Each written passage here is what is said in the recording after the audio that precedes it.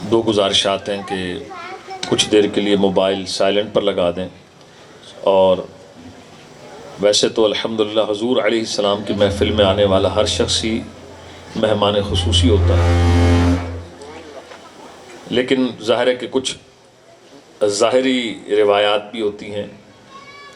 تو آج کے مہمان نعت خوان لاہور سے جیسے اعلان ابھی میں نے سنا اور اس پہ اشتہار پہ بھی پڑھا، احمد رضا قادری صاحب ہیں، تو انشاءاللہ عز و جل ان کی آمد تک میں کچھ دیر اپنا بیان کروں گا، اگرچہ مجھے کلی اختیار ہے، لیکن ظاہر ہے کہ محفل وہ کہ بیان بھی سنیں، نعت بھی سنیں، پھر جا کر سوئیں اور فجر بھی پڑھیں۔ یہ ذہن میں رکھیں۔ تو اللہ پاک کرم فرمائے، بیس تھوڑی کم کریں گے تو انشاءاللہ ایک گونج ختم ہو جائے گی۔ بس دو گزارشات ہیں، ایک موبائل کی بیل بند کریں، دوسری گزارش یہ ہے کہ جب تک بیان جاری ہو آپ میں سے کوئی بھی صاحب ہدیہ نذرانہ دینے کے لیے تشریف نہ لائیں۔ مجھے عاصم بھائی ہے نا، عبد الباسط بھائی نے پرچی دی ہے، جیب میں ہوگی، کہ جامع مسجد سراج منیر یہ زیر تعمیر ہے، جو بیان کے دوران آپ نے مجھے دینے کی نیت یا جذبہ بنے وہ آپ نے آخر میں مسجد میں دے دینا ہے۔ صرف کچھ دیر توجہ کے ساتھ بیان سماعت فرمائیں، انشاءاللہ عز و جل میں کوشش کروں گا اپنے مضمون کو بھی مکمل کروں اور جلد سے جلد اپنی بات کو سمیٹ لوں، تاکہ آپ مہمان نعت خوان کو سنیں بھی صحیح، اور انہیں سننے کے بعد آپ حضرات دعاؤں کی برکتیں لے کر گھر جا کر آرام کریں، تاکہ ہم پھر انشاءاللہ محفل کے اختتام اور درود و سلام کے بعد فجر کی نماز بھی باجماعت ادا کر سکیں۔ اچھا، گزارش ایک اور تھی کہ جو بھی مہمان آنے والے ہیں سٹیج پر، یا انہیں ایک دفعہ تشریف لے آئیں، بیٹھ جائیں، تاکہ توجہ ڈائیورٹ نہ ہو۔ اللہ پاک جزائے خیر دے۔ الحمدللہ رب العالمین، والصلاة والسلام علی سید الانبیاء والمرسلین، اما بعد فاعوذ باللہ من الشیطان الرجیم، بسم اللہ الرحمن الرحیم۔ پڑھیے، الصلاة والسلام علیکہ یا رسول اللہ وعلی آلکہ واصحابکہ یا حبیب اللہ، الصلاة والسلام علیکہ یا نبی اللہ وعلی آلکہ واصحابکہ یا نور اللہ۔ عاشقان رسول 97 سن ہجری شہر بصرہ ہے، اور بصرہ کے ایک گھر میں ایک بچی کی ولادت ہوتی ہے، اور جو اس گھر کا مکین، جو صاحب خانہ ہے، وہ اللہ کا بڑا برگزیدہ بندہ ہے۔ غربت کا ڈیرا ڈلا ہوا ہے اس گھر کے اندر، اور اس قدر غربت ہے کہ رات کے گھٹاٹوپ اندھیرے میں گھر میں بچی کی ولادت ہوتی ہے، اور اس قدر تیل نہیں جو چراغ میں ڈال کر چراغ روشن کر کے نومولود بچی کے لیے کپڑے تلاش کیے جا سکیں۔ اس اللہ کے نیک بندے کی بڑی بیٹی اپنے والد سے کہتی ہے، ابا جان آپ جائیں اور جا کر پڑوسیوں کے گھر سے کچھ تیل ادھار مانگ لائیں، تاکہ ہم چراغ میں ڈال کے نومولود بچی کے لیے کپڑے تلاش کر سکیں۔ یہ وہ اللہ والے تھے، ہمارا قال ہوتا ہے، ان کا قال اور حال ہوتا ہے کہ تخت سکندری پر وہ تھوکتے نہیں ہیں، بستر لگا ہے جن کا سرکار کی گلی میں۔ بیٹی نے جب اصرار کیا، آپ گھر کی دہلیز سے بوجھل قدموں سے باہر نکلے کہ آج تک اپنی ذات کے لیے کسی سے سوال نہیں کیا تھا، آج ایسی مجبوری آن پڑی کہ رات کا گھٹا ٹوپ اندھیرا ہے، اور بیٹی بھی بار بار اصرار کر رہی ہے۔ یا اللہ کے ولی گھر سے جب باہر نکلے، دروازے پر، سامنے والے ہمسائے کے دروازے پر پہنچے، دستک دینا چاہی تو دل نے اجازت نہ دی کہ جو ہاتھ آج تک کسی غیر کے آگے نہیں پھیلا، آج کیسے اس کے سامنے میں ہاتھ کو پھیلاؤں۔ چنانچہ دستک نہ دی، واپس آ گئے، واپس پہنچے۔ بیٹی نے پوچھا، ابا جان تیل نہیں لائے؟ فرمایا، بیٹی جس دروازے پر گیا تھا وہاں سے تیل نہیں ملا۔ بیٹی کہنے لگی، ابا جان دوسرے دروازے پر دستک دے دینی تھی، نکتہ سمجھیے گا۔ فرمایا، بیٹی دوسرے دروازے پر دستک کی ضرورت نہیں پڑتی، وہ 24 گھنٹے کھلا ہے۔ اللہ، یہ کہہ کر پریشانی کے عالم میں آپ سو گئے۔ جب سوئے تو خواب میں تاجدار مدینہ صلی اللہ علیہ وسلم تشریف لے آئے۔ اور آ کر میرے آقا نے کیا فرمایا، پتہ کیا فرمایا؟ جو کتاب میں لکھا ہے پڑھا ہے وہ اس کا خلاصہ میں عرض کر رہا ہوں۔ میرے آقا نے فرمایا، او ہمارے غلام، چراغ کے تیل کے لیے کوئی اتنا پریشان ہوتا ہے جتنا تم پریشان ہو؟ عرض کی، یا رسول اللہ، غلام سے بڑی خطا ہو گئی، آج اگر بیٹی مجھے مجبور نہ کرتی میں غیر کے در پر نہ جاتا۔ میرے آقا نے خوشخبری دی، تجھے مبارک ہو، رات کے اندھیرے میں اگرچہ گھٹا ٹوپ اندھیرا ہے لیکن تیرے گھر میں جو بچی آئی وہ اندھیرے میں ہے لیکن علم و معرفت کا سورج بن کر زمانے میں طلوع ہوگی، اور یہ بچی مادر زاد ولیہ ہے، اور تیری اس بیٹی کی شفاعت کی برکت سے اللہ قیامت کے دن میرے 1000 امتیوں کو داخل جنت کرے گا، یہ شفاعت کرے گی۔ اور اس نومولود بچی کا نام رکھا گیا جو زمانے میں پھر مشہور ہوئی، حضرت مائی رابعہ بصریہ رحمت اللہ علیہا۔ یہ حضرت رابعہ بصریہ کا جو ہے والد گرامی کا واقعہ میں آپ کو سنا رہا ہوں۔ پھر میرے آقا نے فرمایا کہ چلے جانا حاکم بصرہ کے پاس اور اسے کہنا تاجدار مدینہ صلی اللہ علیہ وسلم نے مجھے بھیجا ہے، اور سرکار مدینہ علیہ السلام فرماتے ہیں کہ ہر شب جمعہ تم 400 مرتبہ درود شریف پڑھا کرتے ہو، لاسٹ ٹائم گزشتہ شب جمعہ تم نے 400 بار درود شریف نہیں پڑھا، لہٰذا اس کے عوض وہ تمہیں 400 درہم پیش کرے، وہ دراہم لانا، اپنی ضرورت پوری کر لینا۔ سبحان اللہ۔ صبح ہوئی، یہ پہنچے جناب حاکم بصرہ کے پاس، بادشاہ بصرہ کو پیغام دیا کہ نبی پاک صلی اللہ علیہ وسلم کی خواب میں زیارت ہوئی اور میرے آقا نے تیرے نام یہ پیغام دیا ہے۔ جب حاکم بصرہ نے سنا کہ واقعی 400 بار لاسٹ ٹائم درود پاک پڑھنے میں مجھ سے ناغہ ہو گیا، اور آنے والے عاشق رسول نے جب حکم مصطفیٰ سنایا، حاکم بصرہ قربان ہو گیا، کہنے لگا، او مہمان رسول، تو 400 درہم کی بات کرتا ہے، میری ساری بادشاہی تیرے لیے۔ لیکن میں نے کہا نا، قال اور حال، اللہ ان کے صدقے ہمارا حال اچھا کر دے۔ اس بات کو ذرا یہ ذہن میں رکھیے گا، وقت کے امام احمد رضا خان علیہ رحمت الرحمن، ابھی سفر گزرا 25 سفر، آپ کا یوم عرس، یوم وصال، تھوڑا سا مختصراً سن لے۔ میرے جیسا عام گنہگار فوت ہو جائے، چاند کی تاریخ سے سال کی ختم نیاز دلائیں، اصحال ثواب کریں، یا انگریزی تاریخ سے سال گزرا، آپ نے کہا جی فلاں، میرے جیسا عام آدمی گیا، انہوں نے کہا جی سال کے بعد حضرت کی برسی ہے۔ کوئی امام مسجد تھا، معظم دینی تھا، نیک آدمی تھا، اس کا سال کا ختم آیا، ہم نے پروٹوکول، تعظیم کا لفظ استعمال کیا، ہم نے کہا آج حضرت کا یوم وصال ہے، سال ہو گیا، آج ان کو اصحال ثواب کرنا ہے۔ کسی اللہ کے ولی کا دن آ گیا، تو اب ولی کا دن آیا تو ہم نے اور ذرا ایک مؤدبانہ لفظ استعمال کیا، وہ ہے یوم عرس، آج اللہ کے ولی کا یوم عرس ہے۔ اب ذرا بات سمجھیے گا نوجوانوں، میرے جیسا گناہگار فوت ہو، اس کی برسی ہو، کوئی امام مسجد معظم دینی ہو، اس کا یوم وصال ہو، کوئی اللہ کا ولی دنیا سے گزر جائے، سال کے بعد اس سے اصحال ثواب ہو، برسی ہو، یوم وصال ہو، یوم عرس ہو، اصل مقصد اصحال ثواب۔ بات کو سمجھیے، اصل مقصد اصحال ثواب۔ بھائی گناہگار کو تو ثواب کی سمجھ آتی ہے کہ گناہگار کو بھیجیں گے، تو حدیث پاک کا مفہوم ہے کہ فرمایا دنیا سے جانے والا ڈوبتے ہوئے انسان کی مثل ہے، جیسے ڈوبنے والا ہاتھ پاؤں مارتا ہے کہ کوئی سہارا مل جائے، فرمایا مرنے والا بھی پیچھے سے لوگوں کے ثواب کا انتظار کرتا ہے۔ اور جب کوئی نیک آدمی فوت ہو جائے، بھئی بہاؤدین زکریا علیہ رحمہ کو کس کی ثواب کی ضرورت؟ داتا علی حجویری کو کون سے ثواب کی ضرورت؟ تو سنیں عاشقان رسول، جب اولیاء، صحابہ اور اللہ کے مقربین کو ثواب اصال کرتے ہیں تو گناہگاروں کے گناہ بخشے جاتے ہیں اور ان کے درجے بلند ہوتے ہیں۔ ان کے کیا ہوتے ہیں؟ درجے بلند۔ اب میں آپ کو عرس کا مفہوم 1 منٹ میں سمجھا دیتا ہوں، سب بولیے گا ذرا میرے ساتھ مل کر۔ ہم عرس ہو، برسی ہو، یوم وصال، ہم اہل سنت کا عقیدہ ہے، ہم میت کو کیا کرتے ہیں؟ سب بولے ایصال ثواب۔ اب ذرا میں بولوں گا اور آپ کہیں گے ثواب۔ قرآن پڑھیں گے برسی پر کیا ملے گا؟ ذکر کریں گے برسی پر کیا ملے گا؟ ثواب۔ تلاوت کریں گے برسی پر کیا ملے گا؟ ثواب۔ استغفار کی تسبیح کریں گے کیا ملے گا؟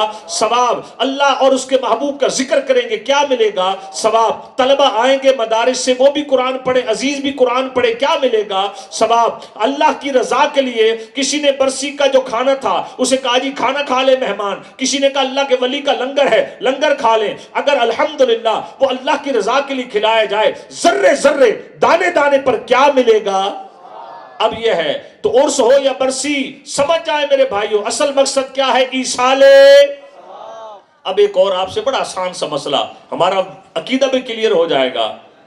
قرآن پڑھنے کا، بولیے اللہ مدینے لے جائے، قرآن پڑھنے کا اور ڈھول بجانے کا، عرس کا نام عرس کا ہو اور کوئی بجائے ڈھول، تو بھائی ہمارا تو سیدھا سادہ سا عقیدہ ہے، ثواب والے کام کریں گے تو ثواب ملے گا، ہم اس کام کو برا نہیں کہیں گے، اس کام کے نام پر جو غلط ہوگا اسے غلط کہیں گے، ٹھیک ہے؟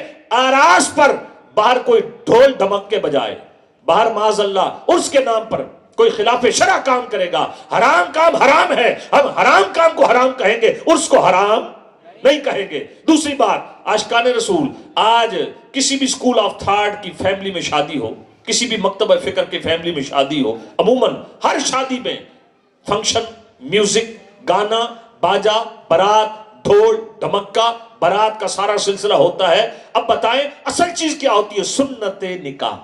کیا چیز ہوتی ہے؟ سنت نکاح۔ اس کو ہم نے کہہ دیا شادی، سنت نکاح کو کیا کہہ دیا؟ شادی۔ تو میرے بھائی اب اگر کوئی شادی کے نام پر معاذ اللہ بیہودہ عورتوں کا رقص کروائے تو سنت غلط یا رقص غلط؟ رقص غلط۔ اسی طریقے سے شادی کے نام پر اگر کوئی ڈانس پارٹی کا اہتمام کرے تو سنت غلط نہیں ہے، ڈانس پارٹی غلط ہے۔ تو ہمارا عقیدہ بڑا صاف ستھرا ہے، وہ عرس ہو حضرت داتا صاحب کا، وہ عرس ہو بہاؤالدین زکریا کا، وہ عرس ہو شاہ رکن عالم کا، جہاں قرآن پڑھا جائے گا، جہاں ذکر کیا جائے گا، الحمدللہ وہ ثواب ان اللہ والوں کو پہنچے گا۔ اور جب یہ آراس شروع ہوتے ہیں، مزارات پر 24 گھنٹے قرآن پڑھا جاتا ہے، نمازیں پڑھی جاتی ہیں، آنے والے زائرین کو لنگر کھلایا جاتا ہے، اور جو کام باہر ہوگا معاذ اللہ ڈھول کوئی بجائے گا، کوئی کہے گی کہ اس کو وجد آ گیا ہے، یہ وجد کے کوئی ڈرامے نہیں ہیں، یعنی جو ڈھول پر وجد آتا ہے، جو موسیقی پر۔ اس کے علاوہ تو اللہ والے نگاہ فرما دے تو پھر وہ ایک الگ ٹاپک ہے، بات بڑی لمبی ہو جائے گی، میں اس وجد کا انکاری نہیں ہوں، لیکن یہ جو شیطانی چکر ہے، ڈھول بج رہے ہیں باہر معاذ اللہ ثم معاذ اللہ، بیہودہ قسم کی عورتیں، سر سے اترا ہوا دوپٹہ، پاؤں میں گھنگرو باندھے ہوئے ہیں اور رقص کر رہی ہے معاذ اللہ، اور کوئی بد نصیب کہے گی داتا صاحب کی دیوانی نہیں، بیڑا غر کے شیطان کی دیوانی ہے یہ ہے۔ میں اگر داتا صاحب کی بات سناؤں تو موضوع کہیں میرا اور ہے، کہیں اور بات چلی نہ جائے۔ کشف المحجوب داتا صاحب کی کتاب ہے، داتا صاحب نے لکھا، فون سن رہے ہیں آپ میری طرف دیکھیں، اللہ اکبر، داتا صاحب کی کتاب ہے کشف المحجوب، اس میں داتا صاحب نے لکھا، اللہ اکبر، داتا صاحب نے اس میں لکھا کہ حضرت داؤد علیہ السلام، ان کو بڑی خوبصورت اللہ نے آواز دی تھی، اللہ کے نبی تھے، اور جب زبور کی تلاوت فرماتے اتنی خوش لہانی تھی، اتنی آواز کے اندر خوبصورتی تھی، اتنا اللہ کے نبی کی زبان میں تاثیر تھا۔ اچھا زبان ہو اللہ کے نبی کی، کلام ہو اللہ کا، اللہ پر، اور پھر اللہ نے ایسی خوش لہانی عطا فرمائی۔ داتا صاحب فرماتے ہیں کہ جب حضرت داؤد علیہ السلام زبور کی تلاوت سنتے، سننے والوں پر وجد طاری ہو جاتا، اللہ کا کلام اللہ کے نبی کی زبان سے سن کر، آواز سے سن کر ان پر وجد کی کیفیت طاری ہوتی، اور داتا صاحب لکھتے ہیں لوگ وہیں بیٹھے بیٹھے محبت الہی کی تلوار سے شہید ہو جاتے، کئیوں کی روح نکل جاتی، وہ وہی دنیا سے شہید ہو جاتے۔ داتا صاحب لکھتے ہیں شیطان بڑا پریشان ہوا، یہ تو کام خراب ہے، اللہ کے نبی تلاوت فرماتے ہیں، سامعین سنتے ہیں، اللہ کی محبت کی تلوار سے لوگ شہید ہو جاتے ہیں، روح جسم سے پرواز کر جاتی ہے اور یہ سیدھا جنت میں جا پہنچتے ہیں۔ شیطان ہوا پریشان، اس وقت اس نے میوزیکل آلات موسیقی ترتیب دیے۔ وہ آلات موسیقی کیا تھے؟ تنبورا اور بانسری ٹائپ، اس طرح کے اس نے ایجاد کیے آلات موسیقی، اور یہ حضرت داؤد کے مقابل، حضرت داؤد علیہ السلام کے مقابل اس نے ایک شیطانی محفل کا انعقاد کیا، اور اس محفل میں اس بد نصیب نے کیا کیا؟ اس شیطانی محفل کا انعقاد کیا، اور اس محفل میں یہ چونکہ شیطان تو ہی بدبخت، یہ بانسری تنبورا بجانے لگا، کچھ لوگوں پر بدبختی غالب آئی، وہ اللہ کا کلام چھوڑ کر شیطان کے اس میوزیکل فنکشن کی طرف ان کا رجوع ہوا، اور بدقسمتی سے وہ اس گروہ میں شامل ہو گئے۔ اب ذرا فکر انگیز بات یہ ہے، داتا صاحب لکھتے ہیں دو حصوں میں لوگ بٹ گئے، ایک اللہ والا گروہ تھا، ایک شیطان والا گروہ تھا۔ آج دیکھیں عاشقان رسول میلاد بنانے آئے ہیں، جن کی ولادت کا جشن منا رہے ہیں، وہ سرکار پتہ کیا فرماتے ہیں؟ فرمایا میں بتوں کو توڑ دیں اور آلات موسیقی کا غرق یعنی آلات موسیقی کو توڑنے اور بت پرستی کو ختم کرنے کے لیے بھیجا گیا ہوں۔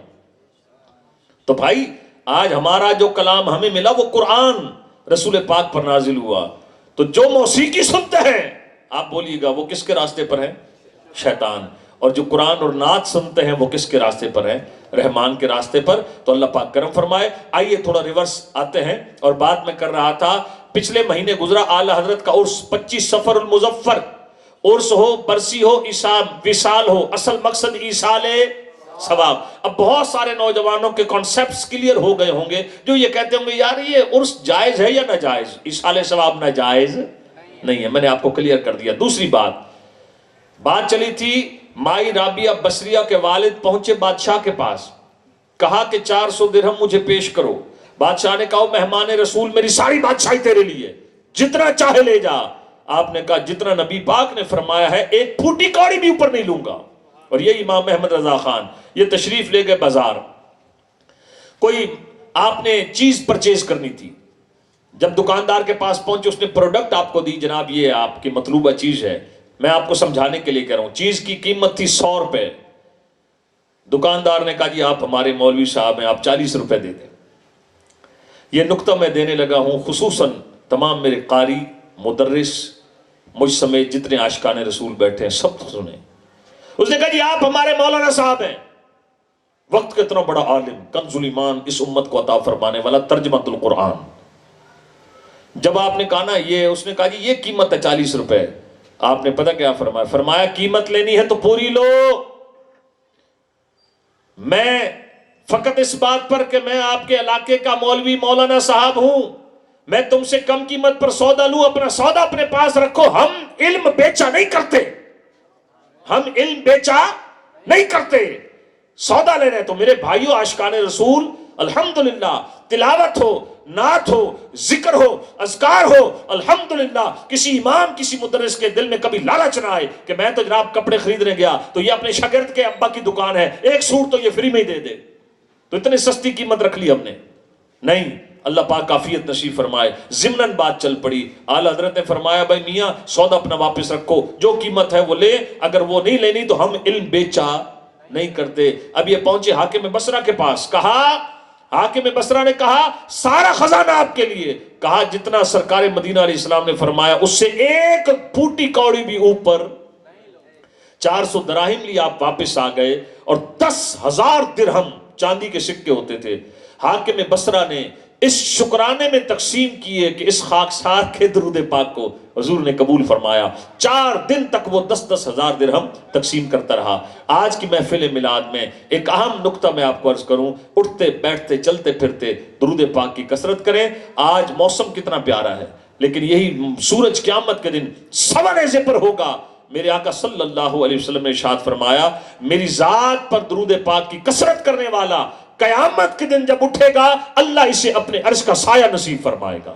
تو کوشش کریں، صرف بعض اوقات ہم بیان بھی لطف اندوزی کے لیے سنتے ہیں، وہ کہتے ہیں جناب بیان کا بڑا مزہ آیا۔ بھائی مزہ تو آیا، سیکھا کیا؟ ثواب بھی ملے گا، رحمتیں بھی ملیں گی، برکتیں بھی ملیں گی۔ بھائی بیان سنا، لے کر کیا گئے؟ پہلی نیت یہ لے کر جائیں کہ انشاءاللہ درود پاک کی کثرت کریں انشاءاللہ۔ حصول برکت کے لیے درود پاک پڑھ لیجئے بآواز بلند، اللہم صلی علی سیدنا و مولانا محمد عدد ما فی علم اللہ صلاة دائمتا بدوام ملک اللہ۔ عاشقان رسول، نبی پاک صلی اللہ علیہ وسلم کی ولادت با سعادت کا مہینہ ہے ربیع الاول، اور ہمارے آقا صلی اللہ علیہ وسلم سراپا معجزہ بن کر آئے۔ بالوں کے معجزات احادیث بھری پڑی ہیں، نکاح مصطفیٰ صلی اللہ علیہ وسلم کے معجزات احادیث بھری پڑی ہیں۔ فرمایا انی ارا ما لا ترون، جو میں دیکھتا ہوں وہ تم نہیں دیکھتے، واسمع ما لا تسمعون، جو میں سنتا ہوں وہ تم نہیں سنتے۔ لعاب دہن، آپ کے تھوک مبارک کے معجزات پڑھتے ہیں، کتابیں بھری پڑی ہیں۔ دستان کرم کے معجزات پڑھتے ہیں، کتابیں بھری پڑی ہیں۔ اس مختصر سے وقت میں آپ کے سامنے 4 سے 5 معجزات اور کچھ اصلاحی گفتگو کر کے اپنے بیان کو وائنڈ اپ کروں گا۔ سب سے پہلا امام بخاری نے بھی اس کو کوڈ کیا اور مختلف محدثین نے بھی اس کو اپنی کتابوں میں جگہ دی۔ غزوہ خندق یہ وقوع پذیر ہونے والا ہے۔ نبی پاک صلی اللہ تعالی علیہ وسلم کی مشاورت ہوتی ہے صحابہ کرام کے ساتھ، اور یہ طے پاتا ہے کہ مدینہ منورہ میں پیچھے والی سائیڈ پر ایک خندق کھودی جائے اور اس میں آگ جلا دی جائے تاکہ دشمن وہاں سے حملہ نہ کر سکے۔ اب 1000 صحابہ کی ڈیوٹی لگی، 1000 صحابہ کی ڈیوٹی لگی وہ خندق کھودنے پر۔ عرب کی زمین چٹیل، پتھریلی، انتہائی دشوار کام تھا خندق کو کھودنا۔ 1000 صحابہ خندق کھودنے میں لگے ہیں، لیکن ایک وقت ایسا آیا کہ کھدائی کے دوران بہت بڑی چٹان نمودار ہو گئی۔ صحابہ نے بڑی کوشش کی لیکن وہ چٹان ٹس سے مس نہ ہوئی۔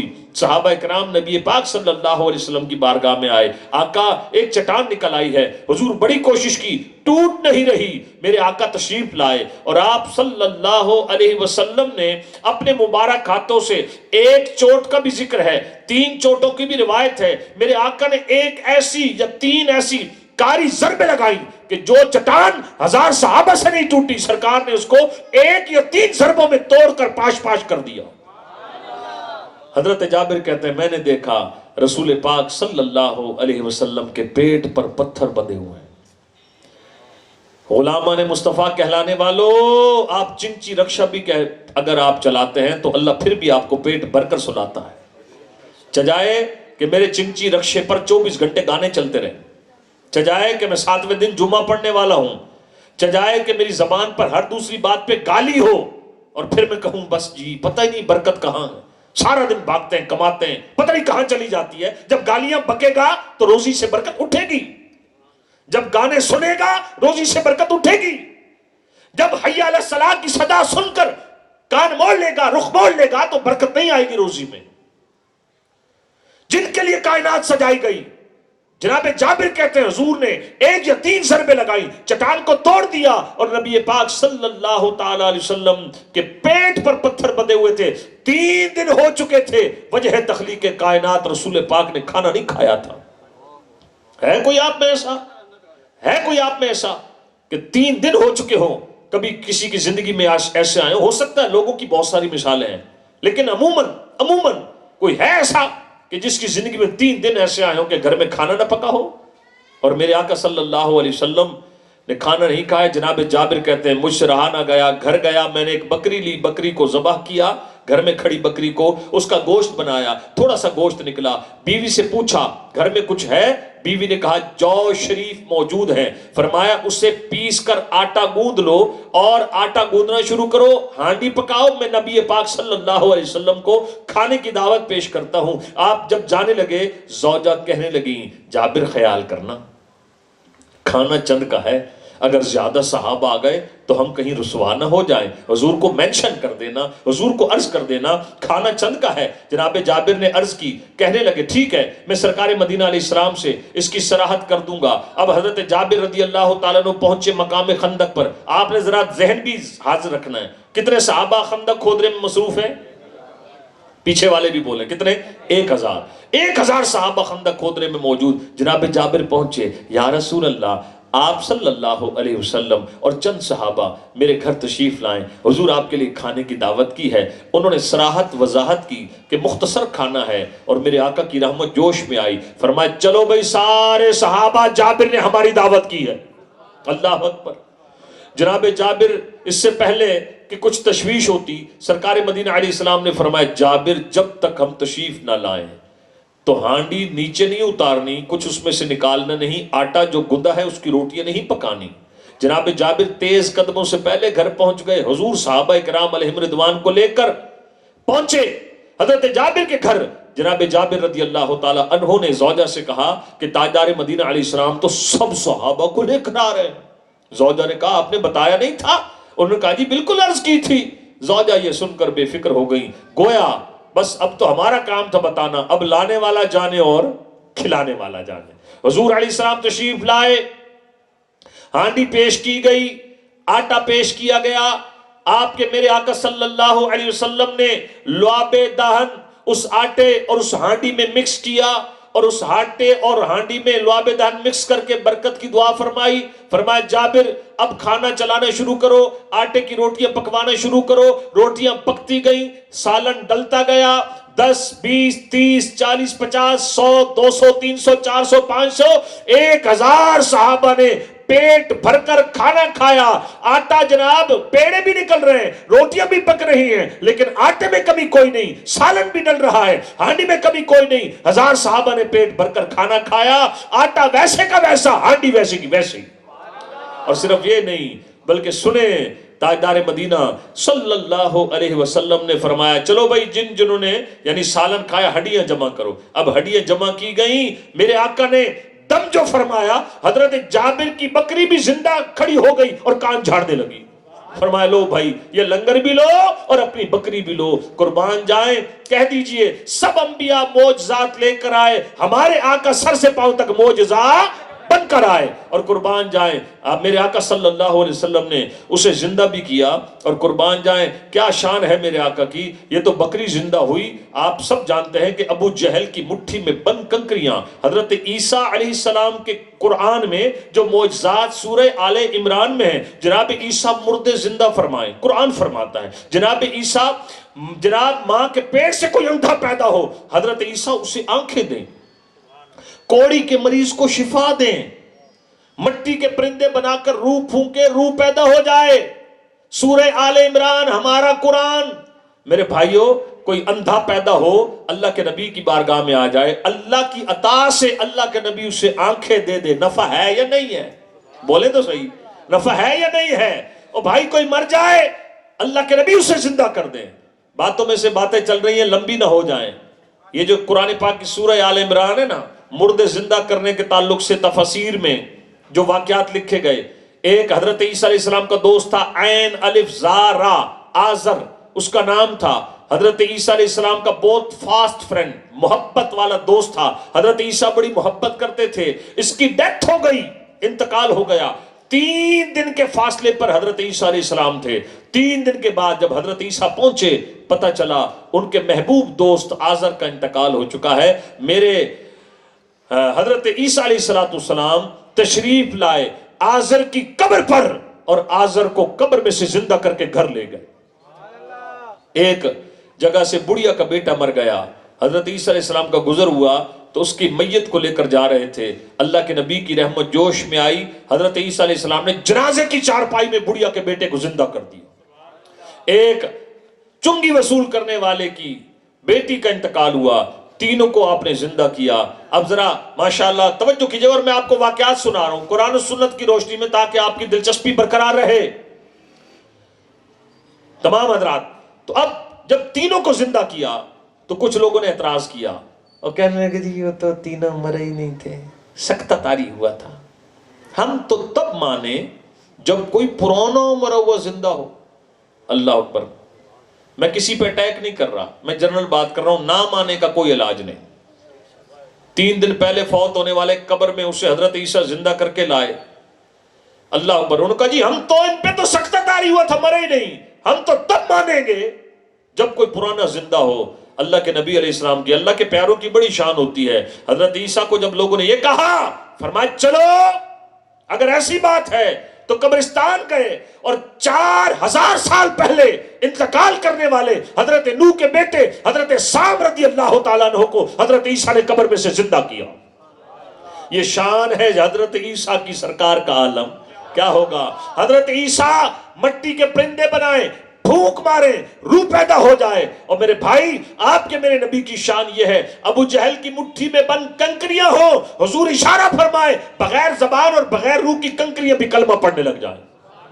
اللہ اکبر. عاشقان رسول بات چل رہی تھی, میرے آقا نے جناب زندہ کیا کہ حضرت جابر کی بکری کو, تو کہہ دیجئے سب سے اولا او آلہ, بولے تو صحیح, سب سے بالا او آلہ ہمارا. ایک بات یاد رکھے, اللہ کے انبیاء کسی کو نفع دیں, کسی کو فیض دیں, اللہ کی عطا سے دیں. سب بولیں اللہ کی عطا سے دیں. اور انبیاء تمام کمالات میں کس کے محتاج ہیں؟ اللہ کے. اور اللہ وہ ہے جو کسی کا محتاج نہیں. یہ صفات کمالات اللہ نے انبیاء کو دیے. اللہ پاک ذات و صفات میں بے مثل و بے مثال ہے. اور عاشقان رسول, جب اللہ پاک کی ذات انلیمیٹڈ ہے, انبیاء کی صفات اتنی ہیں جتنی اللہ نے عطا کی. یہ میں 3-4 باتیں نوجوانوں کو سمجھانا چاہ رہا ہوں. شرک، یہ تھوڑا سا اس طرف خاموشی ہو جائے. شرک برابری کو کہتے ہیں اللہ کی ذات اور صفات میں کسی کو اللہ جیسا ماننا. الحمدللہ امام احمد رضا خان رحمۃ اللہ علیہ، آپ کی بارگاہ میں ایک استفتاء پیش کیا گیا اور بات ہوئی کہ جناب اللہ کی صفات سمندر اور اللہ کی صفات کے، دیکھیں شرک میں نے ہوتا برابری. جب ایک سوال کیا گیا کہ اللہ کی صفات سمندر اور انبیاء کی صفات اور نبی پاک علیہ السلام کی صفات اللہ کے مقابل قطرہ، ایسا کہنا کیسا؟ اب میری بات کا جواب دیجیے گا. سمندر اور قطرے میں فرق ہے؟ بھئی سمندر قطرے کے برابر ہو سکتا ہے؟ نہیں. کتنی بڑی مثال دی گئی کہ اللہ کی صفات سمندر، نبی کی صفات قطرہ، ایسا کہنا کیسا؟ یہ سوال اس قسم کا کیا گیا. امام اہل سنت، امام عاشقہ، امام احمد رضا خان نے جواب دیا سوال ہی غلط ہے. کیوں غلط ہے؟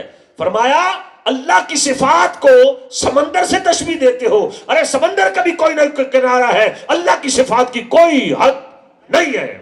یہ الحمدللہ عاشقان رسول کا 14 صدیوں سے یہ عقیدہ ہے. تو کہنے کا مقصد یہ ہے عاشقان رسول الحمدللہ امت کا عقیدہ ہے انبیاء کسی کو فیض اور نفع دیتے ہیں اللہ کی عطا سے. تمام صفات جو انبیاء کی ہم مانتے ہیں اللہ کی عطا سے مانتے ہیں. اللہ کی صفات لا متراہی اور انبیاء کرام علیہ السلام کی صفات اتنی جتنی اللہ نے دی. صرف ایک گزارش کروں گا اور بڑی محبت سے عرض کروں گا، وہ یہ کہ پیر میر علی شاہ صاحب رحمۃ اللہ علیہ ان کی بات پلے باندھیں، گز پیمانہ نہ لیں اور انبیاء کی شان کو ماپنے کی کوشش نہ کریں. محبت سے عرض کر رہا ہوں اور بات کو سمجھیں، ڈیٹیل کا وقت نہیں. ایک شعر میں سمجھ جائیں. فرماتے کوئی مثل نہیں ڈھولن دی، چپ کر میرے لیے تھے جا نہیں بولن دی.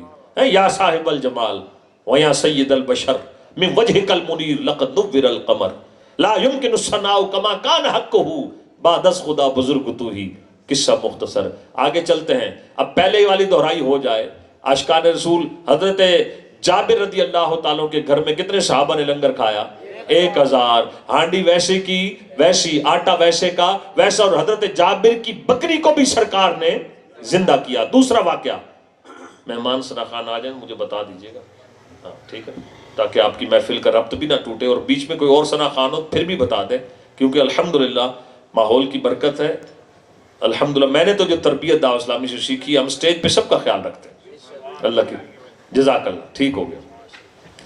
ایسا نہیں ہوتا بعض اوقات سارے عاشقان رسول ہمارے اسلامی بھائی ہیں، ٹوپی والا بھی، ننگے سر والا بھی، سارے کلمے پڑھنے والے ہمارے اسلامی بھائی ہیں. پہلے تو کہتے ہیں لوگ یہ ہری پگڑی والوں کو کہتے ہیں، اب تو ماشاءاللہ امام شریف بھی اللہ اکبر. تو سب عاشقان رسول، ہر غلام رسول ہمارے لیے قابل احترام. تو الحمدللہ مجھے کہا جی عبد الباسط بھائی نے آپ نے 1.5 گھنٹہ بیان کرنا ہے. میں نے کہا آپ کی محبت ہے، میں دل میں سوچ رہا تھا، خوش ہو رہا تھا. الحمدللہ موقع کی مناسبت ہو تو مجھے تو ویسی ٹینشن ہوتی ہے محفل 1-2 بجے تک چلی جائے تو یار فجر کی نماز کا کیا بنے گا. اللہ پاک کرم فرمائے. آئیے دوسرا واقعہ، حضرت عتبہ رضی اللہ تعالیٰ عنہ موصل کے گورنر مقرر ہوئے جناب عمر فاروق اعظم کے زمانے میں. حضرت عمر فاروق اعظم کے دور میں ان کی بیویاں تھیں 4، چاروں بیویاں خوشبو استعمال کرتی. حضرت عتبہ جب تشریف لاتے تو چاروں بیویاں اپنے شوہر کے لیے خوشبو استعمال کرتی. حضرت عتبہ کی خوشبو ساری بیویوں پہ غالب. بیویاں پوچھنے لگی حضرت اے ہمارے سرتاج، ہم آپ کے لیے خوشبو پرفیوم یوز کرتی ہیں، عطر، اور آپ کا جو خوشبو کا نظام ہے وہ اتنا زبردست ہے کہ آپ جب آتے ہیں آپ کی خوشبو ہماری خوشبوؤں پر غالب آ جاتی ہے. یہاں پر 2-3 چھوٹی چھوٹی باتیں. نمبر 1، عورت زیب و زینت کرے، حق ہے مرد کے لیے کرے. نمبر 2، مرد زیب و زینت کرے، عورت کے لیے کرے. نمبر 3، جو عورت پھیلنے والی خوشبو لگا کر ٹیپ ٹاپ کر کے بے پردہ گھر سے باہر نکلے اور براؤ سنگھار کیا ہوا ہے، پھیلنے والی خوشبو ہے، اور پھر جو بے پردہ عورت گھر سے باہر نکلی، شوہر اس کا اس کیفیت پر راضی ہے کہ عورت بے پردہ جا رہی ہے، کوئی ٹینشن نہیں. عورت نے جناب ٹیپ ٹاپ کر کے باہر نکلے گی، کوئی ٹینشن نہیں. فرمایا بے پردہ عورت جو گھر سے نکلی بناؤ سنگھار زیب و زینت کر کے، اور شوہر اس کیفیت پر راضی ہے. فرمایا وہ بے پردہ عورت جتنے قدم گھر سے باہر چلے گی ہر قدم کے بدلے اللہ اس کے شوہر کے لیے جہنم میں ایک ایک گھر بنائے گا. اللہ اکبر. اللہ عافیت عطا فرمائے. ہم چھوٹے چھوٹے تھے, 78 کی میری پیدائش ہے, تھوڑا سا ہوش سنبھالا, کوئی فنکشن شادی کا آتا تھا نا تو اس وقت ہمیں جو تھوڑا بہت یاد ہے وہ سلور کی پرات ہوتی تھی, اس پہ تھاپ پڑتی تھی, مہندی اوپٹن پتہ نہیں کیا بلا تھی یا نہیں تھی. پھر جناب ترقی ہو گئی, پھر ڈھولکی آ گئی اور ترقی ہوئی, ڈھولکی کی جگہ جناب پھر کیا آ گیا جی, فنکشن. اب فنکشن آیا تو جس کی جیب میں پیسہ نہیں ٹک رہا اس نے کہا جی بیٹے کی ایک ہی بیٹا ہے جی, اللہ نے خوشی دکھائی ہے, معاذ اللہ آج میں چاؤ پورے کروں گا. شیطان نے کان سے پکڑا, اس نے سنگر بلا لی جناب, کوئی آ رہا ہے گانے والا, کوئی کہیں سے کوئی کہیں سے, ہزاروں روپے لٹا دیے, بازاری لوگوں پہ ہزاروں لٹا دیے. اور جب برات جانے لگی, بیٹا یہ 200 روپے اور لوٹا اور یہ مصلی مسجد میں دے آؤ, صدقہ نکل جائے. اور آج شادی تو سنت ہے, ابھی میں نے کچھ دیر پہلے آپ سے کہا, او عاشقان رسول, اللہ نے اگر ایک بیٹا 2 بیٹیاں یا جتنے بھی دیے تھے, آج تو باپ کو چاہیے تھا کہ تو 100 رکعت نفل پڑھتا. اللہ نے تجھے زندگی میں اپنے بیٹوں کا فرض ادا کرنے کی توفیق دی. اور پھر جو شادیوں پر طوفان بدتمیزی برپا ہوتا ہے وہ کس سے چھپا ہوا ہے؟ نتیجہ کیا ہوا؟ اب اور ترقی ہوئی, بہت ایلیٹ کلاس, ہائی فائی قسم کی کلاس. اللہ اکبر. اس کلاس میں تو ڈرنکنگ بھی چلنے لگی, ہر موقع پہ ڈرنکنگ. 14 اگست ہے تو ڈرنکنگ, شادی فنکشن ہے ڈرنکنگ, کوئی خوشی ملی تو ڈرنکنگ, فیشن بن گیا. جناب یہ ایلیٹ کلاس ہے. یہ ایلیٹ کلاس نہیں ہے, بات سخت ہو جائے گی لیکن حدیث کی روشنی میں کہہ رہا ہوں, یہ ایلیٹ کلاس نہیں ہے, شراب پینے والی ملعون کلاس ہے. ملعون کہتے ہیں لعنتی. آپ کہیں گے حضرت اتنا غصہ اچھا نہیں ہوتا, نبی پاک نے فرمایا شراب بھی ملعون ہے, شراب پینے والا بھی ملعون ہے, شراب بیچنے والا بھی ملعون ہے, شراب خریدنے والا بھی ملعون ہے. فرمایا شراب بیچنے والا, بنانے والا, خریدنے والا, پینے والا, پلانے والا ملعون ہے. اور کبھی کبھی اللہ تبارک و تعالی ایسے لوگوں کو دنیا کے لیے سامان عبرت بنا دیتا ہے.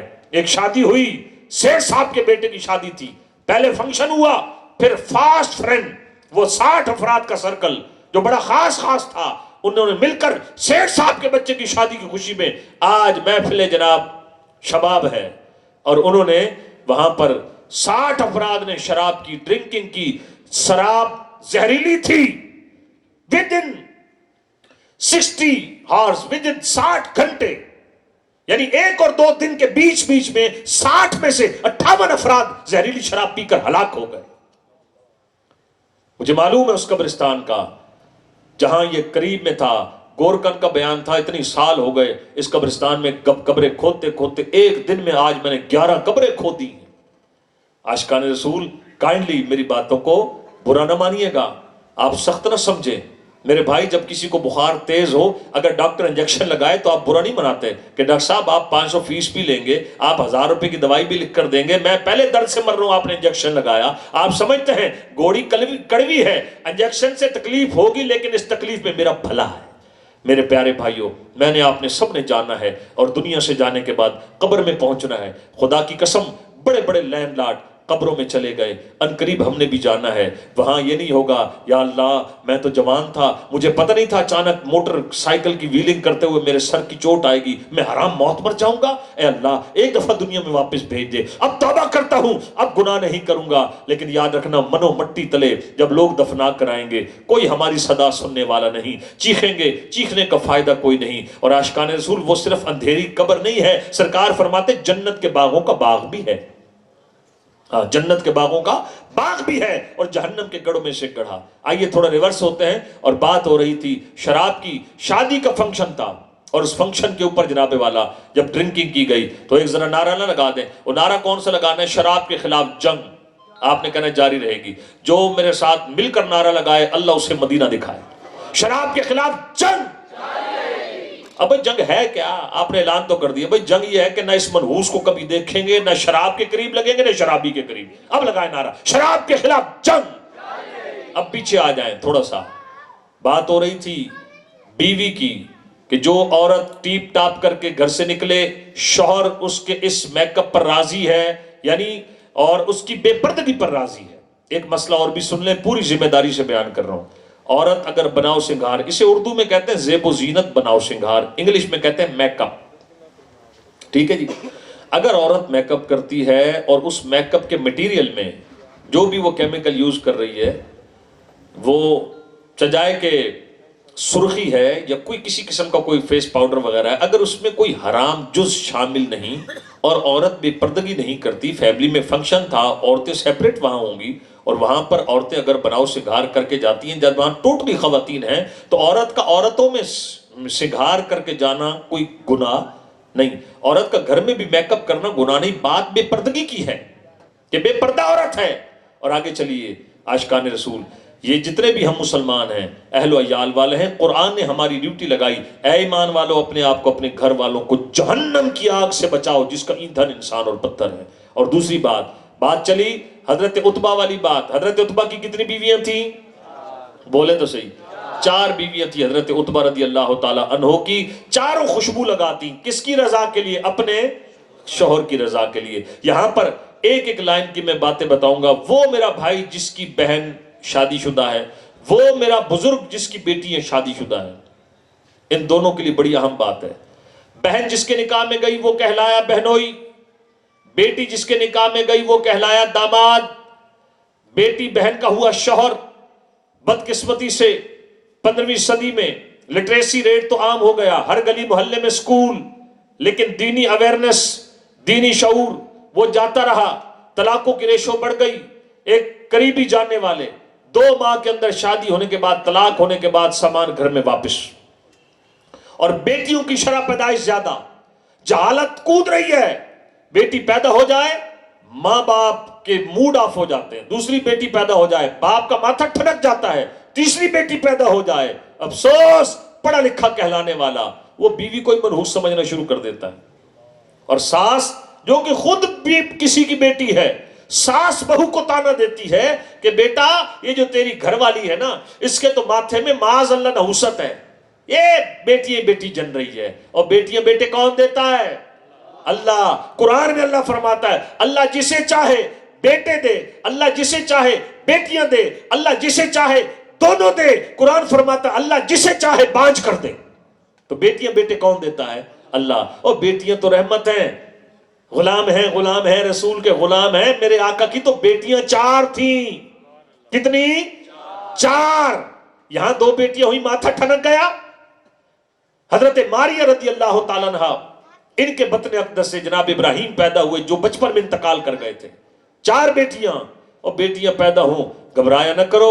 آؤ 2 روایتیں آپ کو سناتا ہوں. بیٹیوں والوں تمہیں بڑا اس میں انشاءاللہ مزہ آئے گا.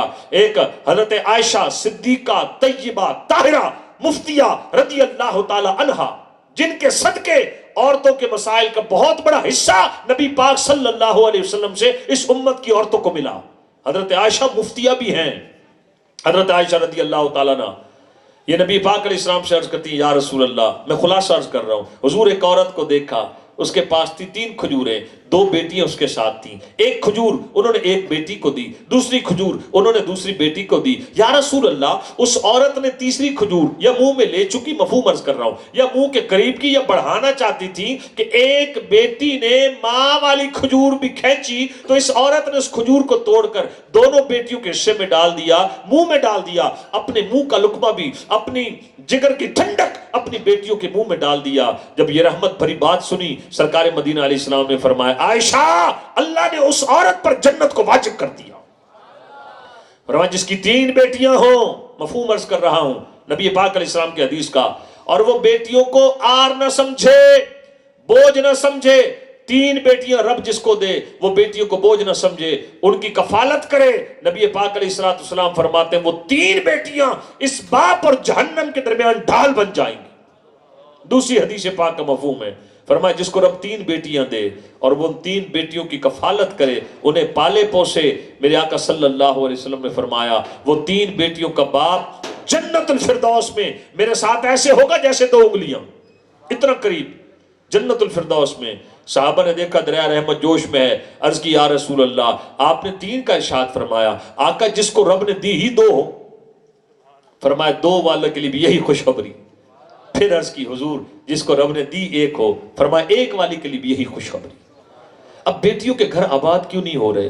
اس کی بنیادی وجہ، ایسی بنیادی وجہ، وہ ہے غلط فہمی، اور وہ ہے ساس سسر کا داماد کی اہمیت نہیں سمجھتے، اور وہ بیٹیوں کو مس گائیڈ کرتے ہیں، بیٹیوں کو گھر سے الوداع کرتے ہیں۔ 4 بھائیوں نا، بہن کو کہتے ہیں گھبرانا نہیں ہے، ہم 4 بھائی ہیں، ہاں اگر یہ تیرا ہسبینڈ تجھے کچھ کہے نا ٹینشن نہیں لینی، ہمیں بتا دینا، ہاں اللہ کا شکر ہے ہم کھاتے پیتے ہیں۔ لو جی، بھائیوں نے سریہ ڈالا اور اماں ابا نے کہا بیٹا ٹینشن نہیں لینی، بڑا پیسہ ہے، کسی سے دب کے نہیں رہنا۔ بھائیوں نے سریہ ڈالا تھا بیٹی کی گردن میں، اور ابا اماں نے گاڈر ہی ڈال دیا۔ اب وہ جب پہنچی گھر میں، اس کے چال ڈالی کچھ اور ہے۔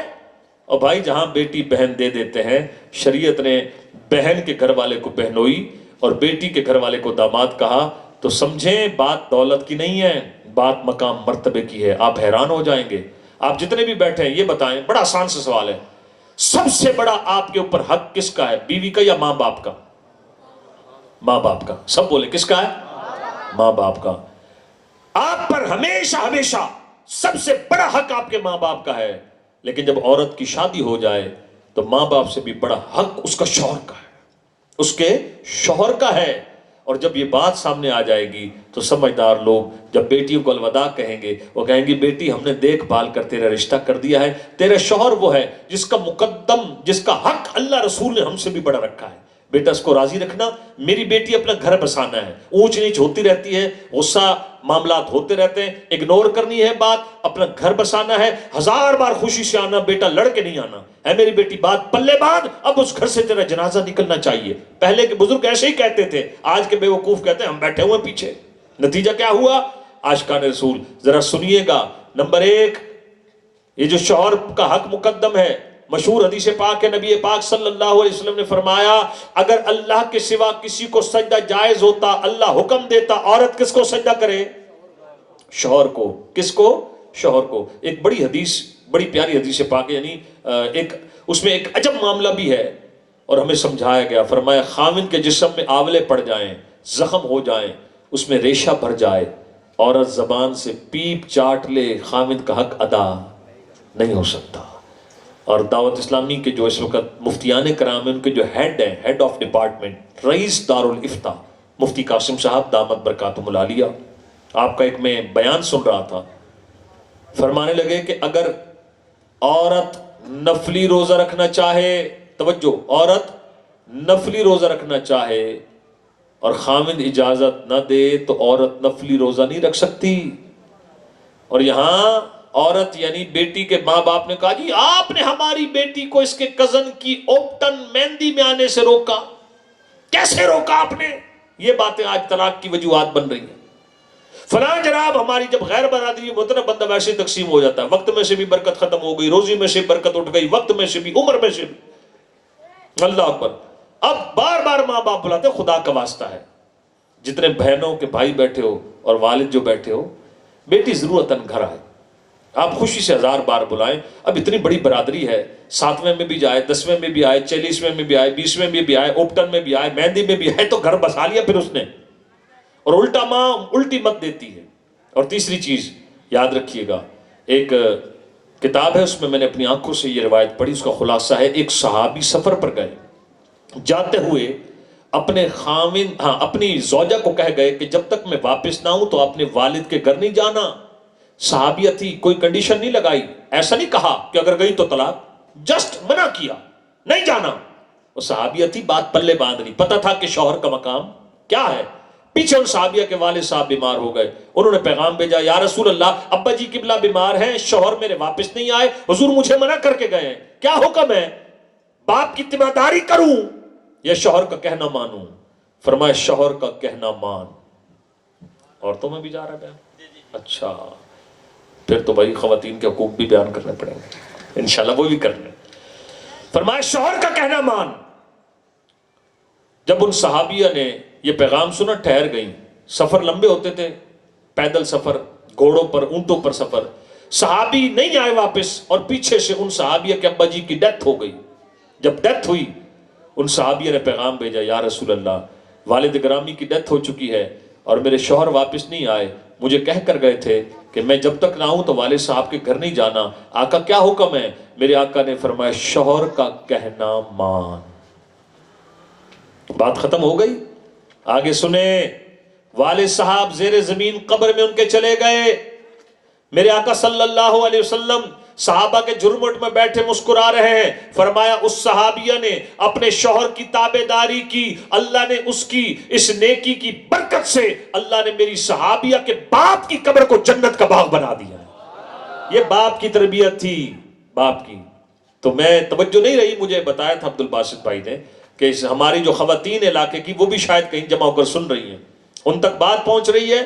تو الحمدللہ آپ میری بہنوں, شب برات آتی ہے, آپ امام مساجد کے پاس بچے بھیجتے ہیں, قاری صاحب پرچہ دے دیں, نفل کیسے پڑھنے, تراویح کہاں پڑھنی ہے, جناب صلاۃ و تسبیح کا طریقہ بتا دیں.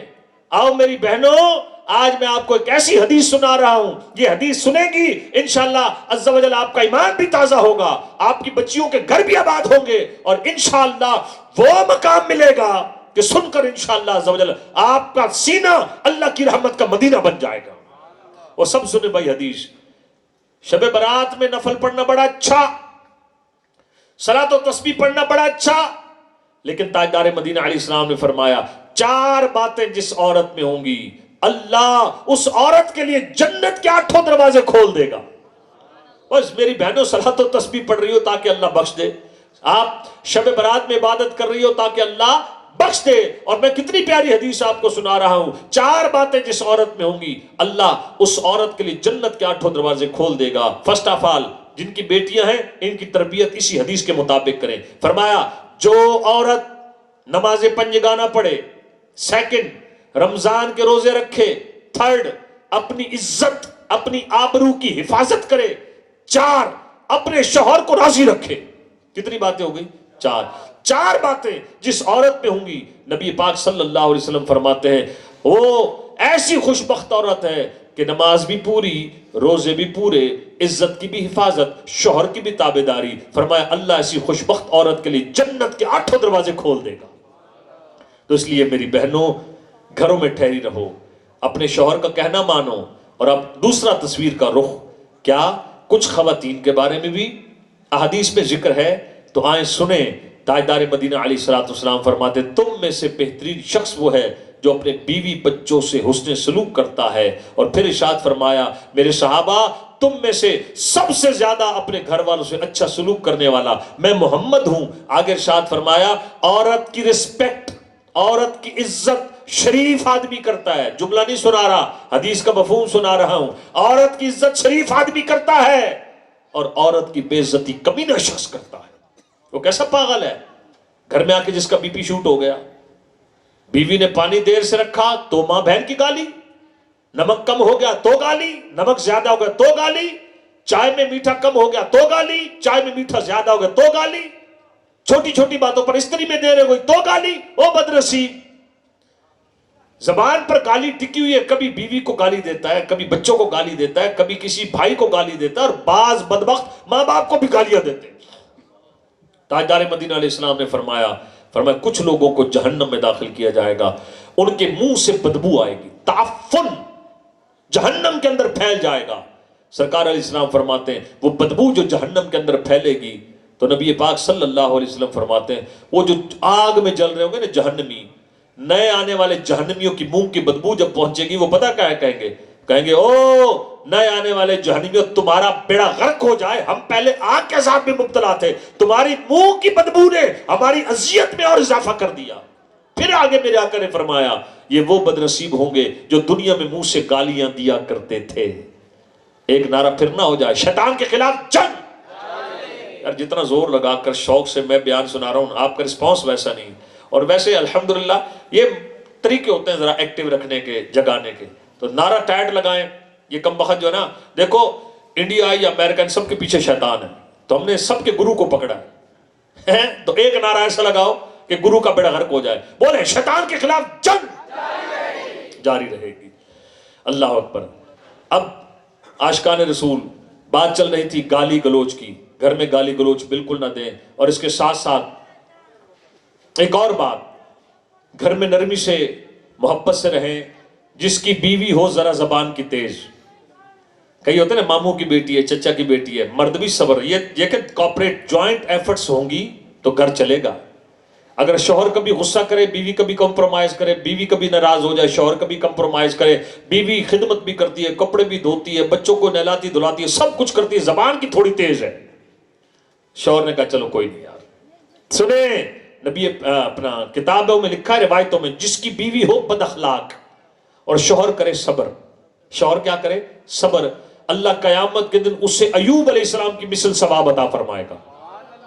اور جس کا شوہر ہو ظالم, بیوی کرے صبر, اللہ قیامت کے دن ایوب, حضرت آسیہ رضی اللہ تعالیٰ کی مثل اس کو ثواب عطا فرمائے گا.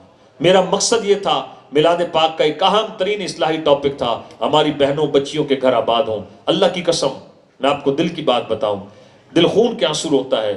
روزمرہ کبھی کوئی مسئلہ پوچھ رہا ہے طلاق کا, کبھی کوئی. ایک دن ایک خاتون روتے روتے میرے گھر آ گئی, کہنے لگی میرے خاوند لڑا ہوا تھا, کئی دن ہو گئے تھے, میں ماں باپ کے گھر تھی, بس میں تو روٹھ کر آ گئی تھی, تھوڑی بہت لڑائی رہتی تھی, بھائی یہ ذرا موبائل چیک کرنا. اللہ کی قسم میں اس بہن کو نہیں جانتا تھا, وہ میری بہن تھی. اچانک گھر میں آ گئی روتی ہوئی. والدہ نے مجھے بلایا کہ کوئی خاتون گھر میں آئی ہوئی ہے. جی بہن کیا بات ہے؟ کہا بھائی یہ مجھے کسی نے آپ کا بتایا کہ ہمارے محلے میں فلاں خالد بھائی رہتے ہیں, تو میں پریشان تھی, ہمسائی نے بتایا میں کرایہ دار ہوں, یہ میں لڑ کر آئی ہوئی تھی, کوئی ایسا ویسی بات نہیں تھی. بھائی یہ میرا موبائل چیک کرنا, میسج پر میرے خاوند نے مجھے طلاق بھیجی ہے. موبائل پہ میسج چیک کیا تو 3 طلاقیں تھیں. میں نے تجھے طلاق دی, طلاق دی, طلاق دی. تو کہنے لگی بھائی کوئی اور حل, اس میں کیا ہے؟ میں نے کہا بہن 3 طلاقیں ہو گئیں, کام بالکل ختم ہو گیا, بالکل ختم ہو گیا. اچھا, جن آنسوؤں سے وہ روتی گھر سے نکلی وہ کیفیت میں آپ کو دل سے نہیں بتا سکتا. خدا کا واسطہ ہے, یہ غصے کو گھر سے باہر لے کر جایا کریں, گھر کو جنت کا گہوارہ بنائیں. آپ گھر میں ریسٹ کے لیے آتے ہیں, اپنے آپ کو کول مائنڈڈ رکھیں. حضرت عمر فاروق اعظم کا ایک فرمان میں نے پڑھا. کون فاروق اعظم؟ اللہ کے محبوب فرماتے ہیں اللہ نے عمر کی زبان اور دل پر حق کو جاری کر دیا. کون عمر فاروق اعظم؟ 22 لاکھ مربع میل سے زیادہ اسلام کی فتوحات کرنے والے فاروق اعظم. اور کیسر و کسرا اس وقت کی سپر طاقتیں فاروق اعظم کے نام سے تھر تھراتی ہیں. اور میرے آقا فرماتے ہیں جن و انس کے شیاطین فاروق اعظم کے دبدبے سے بھاگتے ہیں. وہ فاروق اعظم کیا فرماتے ہیں؟ فرماتے ہیں بندے کو چاہیے معاشرے میں مردوں کی طرح رہے, گھر میں بچوں کی طرح رہے. تو گھر میں نرمی, سب بولیں گھر میں نرمی. چلیں 2 باتیں بتا کر انشاءاللہ عز و جل میں اپنے لعب دہن کے 4 واقعات پورے کر کے بات کو ختم کرتا ہوں. دوسری بات یہ ہے, نان نفقہ دینا مرد کی ذمہ داری ہے. کس کی ذمہ داری ہے؟ مرد کی ذمہ داری ہے.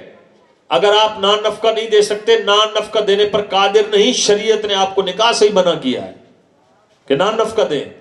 اور بعض ایسے بھی حرام میں نے دیکھے, عورتیں 4 گھروں میں کام کر رہی ہیں.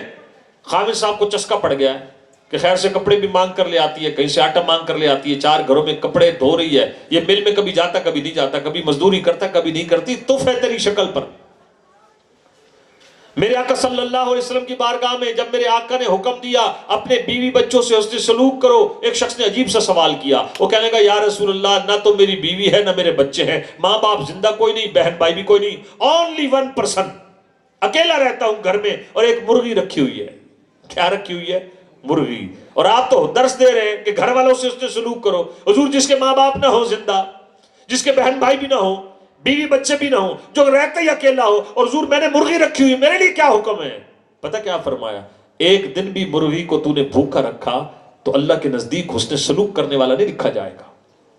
تو اس لیے محبت سے, پیار سے. اور توجہ کریں, ایک واقعہ سناتا ہوں آپ کا ایمان تازہ. ابو الحسن خرقانی رحمت اللہ علیہ, بہت بڑے ولی اللہ, ان کی زیارت کے لیے آئے. بو علی سینا, یہ جو ہمارے اسٹوڈنٹس ہیں یہ سمجھتے ہیں بو علی سینا. بو علی سینا آئے زیارت کے لیے حضرت ابو الحسن خرقانی کی. بہت دور دور تک شہرت تھی آپ کی کرامات کی, آپ کے علم کی, آپ کی فراست کی. آ کر بو علی سینا نے دستک دی. اندر سے آپ کی بیوی نے پوچھا کون؟ وہ بو علی سینا کہنے لگے جی بات یہ, میں ایک مسافر ہوں, بڑا لمبا سفر کر کے آیا ہوں, حضرت ابو الحسن خرقانی کی زیارت کرنی ہے. بیوی تھی زبان کی تیز. یہ بھائی صبر کا آپ کو بڑا پیارا پھول ملے گا. بیوی تھی زبان کی تیز. وہ کہنے لگی وہ تو عام سا آدمی ہے, تو ایسے اتنا سفر کر کے آ گیا؟ تجھے کس نے کہہ دیا؟ میں تو رہتی اس کے ساتھ، نماز روزہ کرتا عام سا آدمی ہے، ایسا نہیں ہے جیسے تو نے سنا ہے۔ اب جو ہے نا وہ اس بندے کا، ابو علی سینے کا دل ٹوٹ گیا کہ سفر بھی اتنا کیا اور آگے دیکھو رزلٹ کیا نکلا۔ ٹوٹے ہوئے دل کے ساتھ کہنے لگا بی بی یہ تو بتاؤ حضرت ہیں کہاں؟ چلو آئے تو ہیں، مل کے تو جائیں۔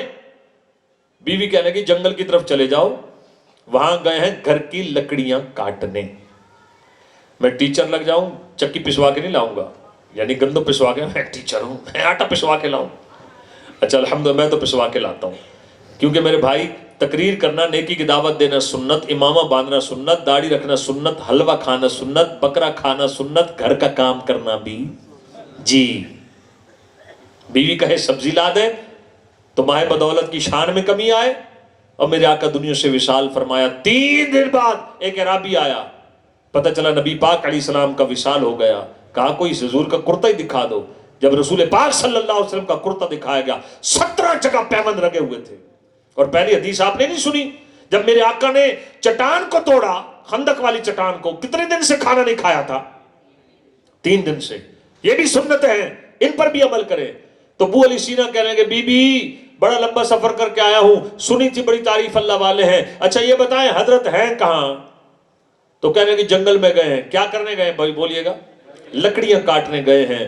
اب یہ گئے جنگل کی طرف، تو جنگل دیکھ کر عجیب منظر دیکھا، جنگل میں پہنچے، کیا دیکھتے ہیں؟ آپ نے لکڑیاں کاٹی، ان کی گٹھڑی بنائی، گٹھڑی ہے شیر کی پیٹھ پر، آپ آگے آگے ہیں، شیر آپ کے پیچھے پیچھے۔ اب کرامت دیکھی تو وہ جو عقیدت تھی پہلے سے بھی ڈبل ہو گئی۔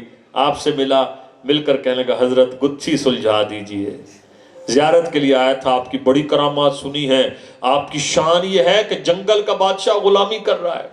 حضور گھر میں گیا ہوں تو مسز کے کامنٹس بڑے عجیب تھے، حضور یہ بتائیں یہ جو جنگل کا بادشاہ غلامی کر رہا ہے، اللہ نے جو نوازا ہے، یہ مقام کیسے ملا ہے؟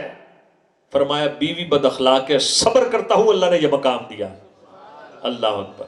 تو عاشقان رسول، دین اسلام پیار محبت کا درس دیتا ہے۔ اب آئیں اس واقعے، گھر میں کون کون ڈانٹ ڈپٹ کرے گا؟ ذرا ہاتھ کھڑا کر کے بتائیں۔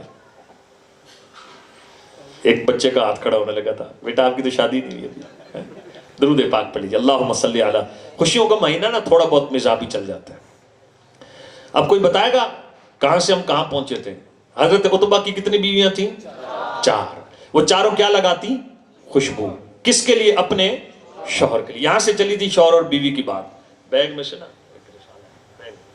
یہاں سے چلی تھی بات، تو یہ مجھے پکڑا دے ایسے دے۔ آگے میں انشاءاللہ اس کے بعد 2 چھوٹے چھوٹے واقعات، اور پھر انشاءاللہ ہمارے یہ نسخہ ہے شوہر کو کیسا ہونا چاہیے۔ 15 روپے کا ہے۔ میں بیگ میں عموماً کوشش کرتا ہوں یہ 2-3 رسائل ساتھ رکھتا ہوں، لیکن اس کا دوسرا پارٹ میرے پاس ہے نہیں، گھر رہ گیا۔ اس کا نام ہے بیوی کو کیسا ہونا چاہیے۔ قرآن و سنت کی روشنی میں صرف 15 اور 15 30 روپے یہ آپ کو لئیک بھائی انشاءاللہ لا دیں گے، لیکن آپ ان کو پیسے دے دیجئے گا اور یہ پڑھیں۔ یقین کریں اگر میں یہ سمجھوں نا میں یہاں سے چلا گیا اور آپ لوگوں نے میرا میسج قبول کیا اور آپ نے یہ 2 جو بکلیٹس ہیں ان کو لے کر پڑھ لیا، انشاءاللہ پوری زندگی کا میکسیمم حصہ گزارنے کا آپ کو دستور مل جائے گا۔ یہ تقریباً ساری باتیں میں نے اسی میں سے کی۔ بھائی بیٹیاں کس کس کی ہیں؟ میری بھی ہیں 2 الحمدللہ۔ آپ میں کس کس کی بیٹی؟ ہاتھ کھڑا کریں ذرا۔ شرما کیوں رہے یار، میں نے کوئی آپ سے پیسے توڑی لے۔ یہ بیٹیوں کے حقوق کے تعلق سے بڑا پیارا رسالہ ہے، زندہ بیٹی کنویں میں پھینک دی، بیٹیوں کے فضائل پر الحمدللہ بڑا پیارا رسالہ ہے، اللہ پاک کرم فرمائے۔ حضرت عتبہ کی بیویاں تھیں 4، چاروں بیویاں اعلیٰ خوشبو استعمال کرتی ہیں۔ حضرت عتبہ بیوی نے بٹھا لیا، حضور یہ بتائیں ہم خوشبو استعمال کرتی ہیں اچھی سے اچھی، آپ کی خوشبو ہماری خوشبوؤں پر غالب، یہ بتائیں حضور کون سی خوشبو استعمال کرتے ہیں؟ حضرت عتبہ فرمانے لگے میں کوئی خوشبو استعمال نہیں کرتا، بات یہ ہے چھوٹا سا تھا، بیمار ہو گیا، میری والدہ مجھے سرکار مدینہ علیہ السلام کی بارگاہ میں لے گئیں اور عرض کی یا رسول اللہ میرا بیٹا عتبہ بیمار ہو گیا، فرمایا اس کی قمیض اتارو، میرے جسم پر پھوڑے پھنسیاں نکل آئے تھے، سرکار مدینہ صلی اللہ علیہ وسلم نے اپنے مبارک ہاتھوں پر آپ صلی اللہ علیہ وسلم نے مبارک ہاتھوں پر لعاب دہن ملا، اور لعاب دہن یعنی اپنا تھوک مبارک ملا، اور میرے دونوں یعنی جسم کے سینے اور پیٹھ پر سرکار نے لعاب دہن والے ہاتھ ہاتھ پھیرے، بس وہ ہاتھ پھیرنے کی دیر تھی، میری بیماری جاتی رہی، بچپن سے لے کر آج تک جسم سے خوشبوؤں کی لپٹیں آ رہی۔ یہ کس چیز کا فیض ہے؟ لعاب دہن کا۔ اب کہہ دیجئے تمام انبیاء معجزات لے کر آئے، ہمارے آقا سراپا معجزہ بن کر آئے۔ تیسرا واقعہ، سیکنڈ لاسٹ، اس کے بعد چوتھا، ابو قتادہ رضی اللہ تعالیٰ عنہ، ان کی آنکھ میں لگا تیر، پوری آنکھ ہی نکل کر باہر۔ سرکار مدینہ علیہ السلام کے پاس آئے، آقا آنکھ نکل گئی ہے۔ میرے آقا نے کیا فرمایا؟ فرمایا ابو قتادہ آنکھ لے لو یا جنت۔ کیا لے لو؟ آنکھ لے لو یا جنت، یعنی صبر کرو تو جنت ہے۔ اللہ اکبر۔ وہ بھی جانتے تھے حقیقی دینے والا کون؟ اللہ۔ اللہ کے محبوب کیسے دیتے ہیں؟ اللہ کی عطا سے، صرف دنیا نہیں دیتے۔ اللہ کے محبوب اللہ کے خزانوں کے مالک ہیں، جسے چاہیں جنت بھی عطا فرما دیں۔ چنانچہ حضرت ابو قتادہ نے جب سنا سرکار فرما رہے آنکھ لے لو یا جنت، وہ بھی صحابی تھے، بڑے سمجھدار تھے، بڑے ذوق والے تھے، عشق رسول والے تھے۔ پتہ کیا کہنے لگے؟ کہنے لگے یا رسول اللہ جنت میں نے مانگی ہے، آنکھ میں نے مانگی ہے اور جنت آپ کی زبان سے ارشاد ہوئی ہے، سرکار دونوں ہی عطا فرما دیں۔ ہائے ہائے، واہ کیا جود و کرم ہے، شہبت ہاں تیرا، نہیں سنتا ہی نہیں مانگنے والا تیرا۔ امام احمد رضا خان رحمت اللہ علیہ دوسری بار آپ حج پر گئے، روزہ رسول کے سامنے کھڑے ہوئے، مواجہ شریف کے سامنے، سنہری جالیوں کے سامنے، اور آپ پڑھنے لگے الصلاۃ والسلام علیک یا رسول اللہ، اور دل میں تمنا لے کر گئے تھے کہ آج جاگتی آنکھوں سرکار کا دیدار کروں گا۔ کیوں؟ پہلے خواب میں دیدار کر چکے تھے، اور نبی پاک صلی اللہ علیہ وسلم کی حدیث ہے جس نے مجھے خواب میں دیکھا ان قریب جاگتے ہوئے بھی دیکھے گا۔ اب حاضر ہوئے جالیوں پر اور عرض کی یا رسول اللہ صلی اللہ تعالی علیہ وسلم، آقا آج جاگتی آنکھوں سے اپنے غلام کو دیدار کروا دیجئے۔ یہ دور ہے، آپ کا 1921 میں وصال ہوا، موجودہ جو سعودی گورنمنٹ ہے یہ ہے 1925 میں، 1925 سے پہلے ترک کی اہل سنت کی خدمت یہاں پر تھی، کوئی دقیق بات نہیں کر رہا۔ 1925 میں موجودہ حکومت آئی، 1921 میں اعلیٰ حضرت کا وصال ہوا، اس سے پہلے تمام یہاں پر الحمدللہ عاشقان رسول تھے۔ شاہ ولی اللہ محدث دہلوی آپ فیوض الحرمین میں لکھتے ہیں کہ یہ سعودیوں سے پہلے کی بات ہے، میں مکہ المکرمہ میں جہاں نبی پاک جس گھر میں پیدا ہوئے تھے اس جگہ پر حاضر ہوا، روزانہ وہاں حضور کی ثنا خوانی ہوتی تھی۔ فرماتے میں وہاں گیا، عرب لوگ، دیگر عاشقان لوگ رسول پاک کی نعت پڑھ رہے تھے، حضور کا ذکر ہو رہا تھا۔ شاہ ولی اللہ محدث دہلوی کہتے ہیں میں نے دیکھا آسمان سے نور برس رہا ہے۔ فرماتے جب میں نے غور کیا، مومن تھے نا، فراست والے تھے، فرمایا غور کیا وہ جو نور برس رہا تھا وہ کوئی معمولی نہیں، ان فرشتوں کا نور تھا جو اس محفل میلاد مصطفیٰ میں آ رہے تھے۔ یہ شاہ ولی اللہ محدث دہلوی نے لکھا۔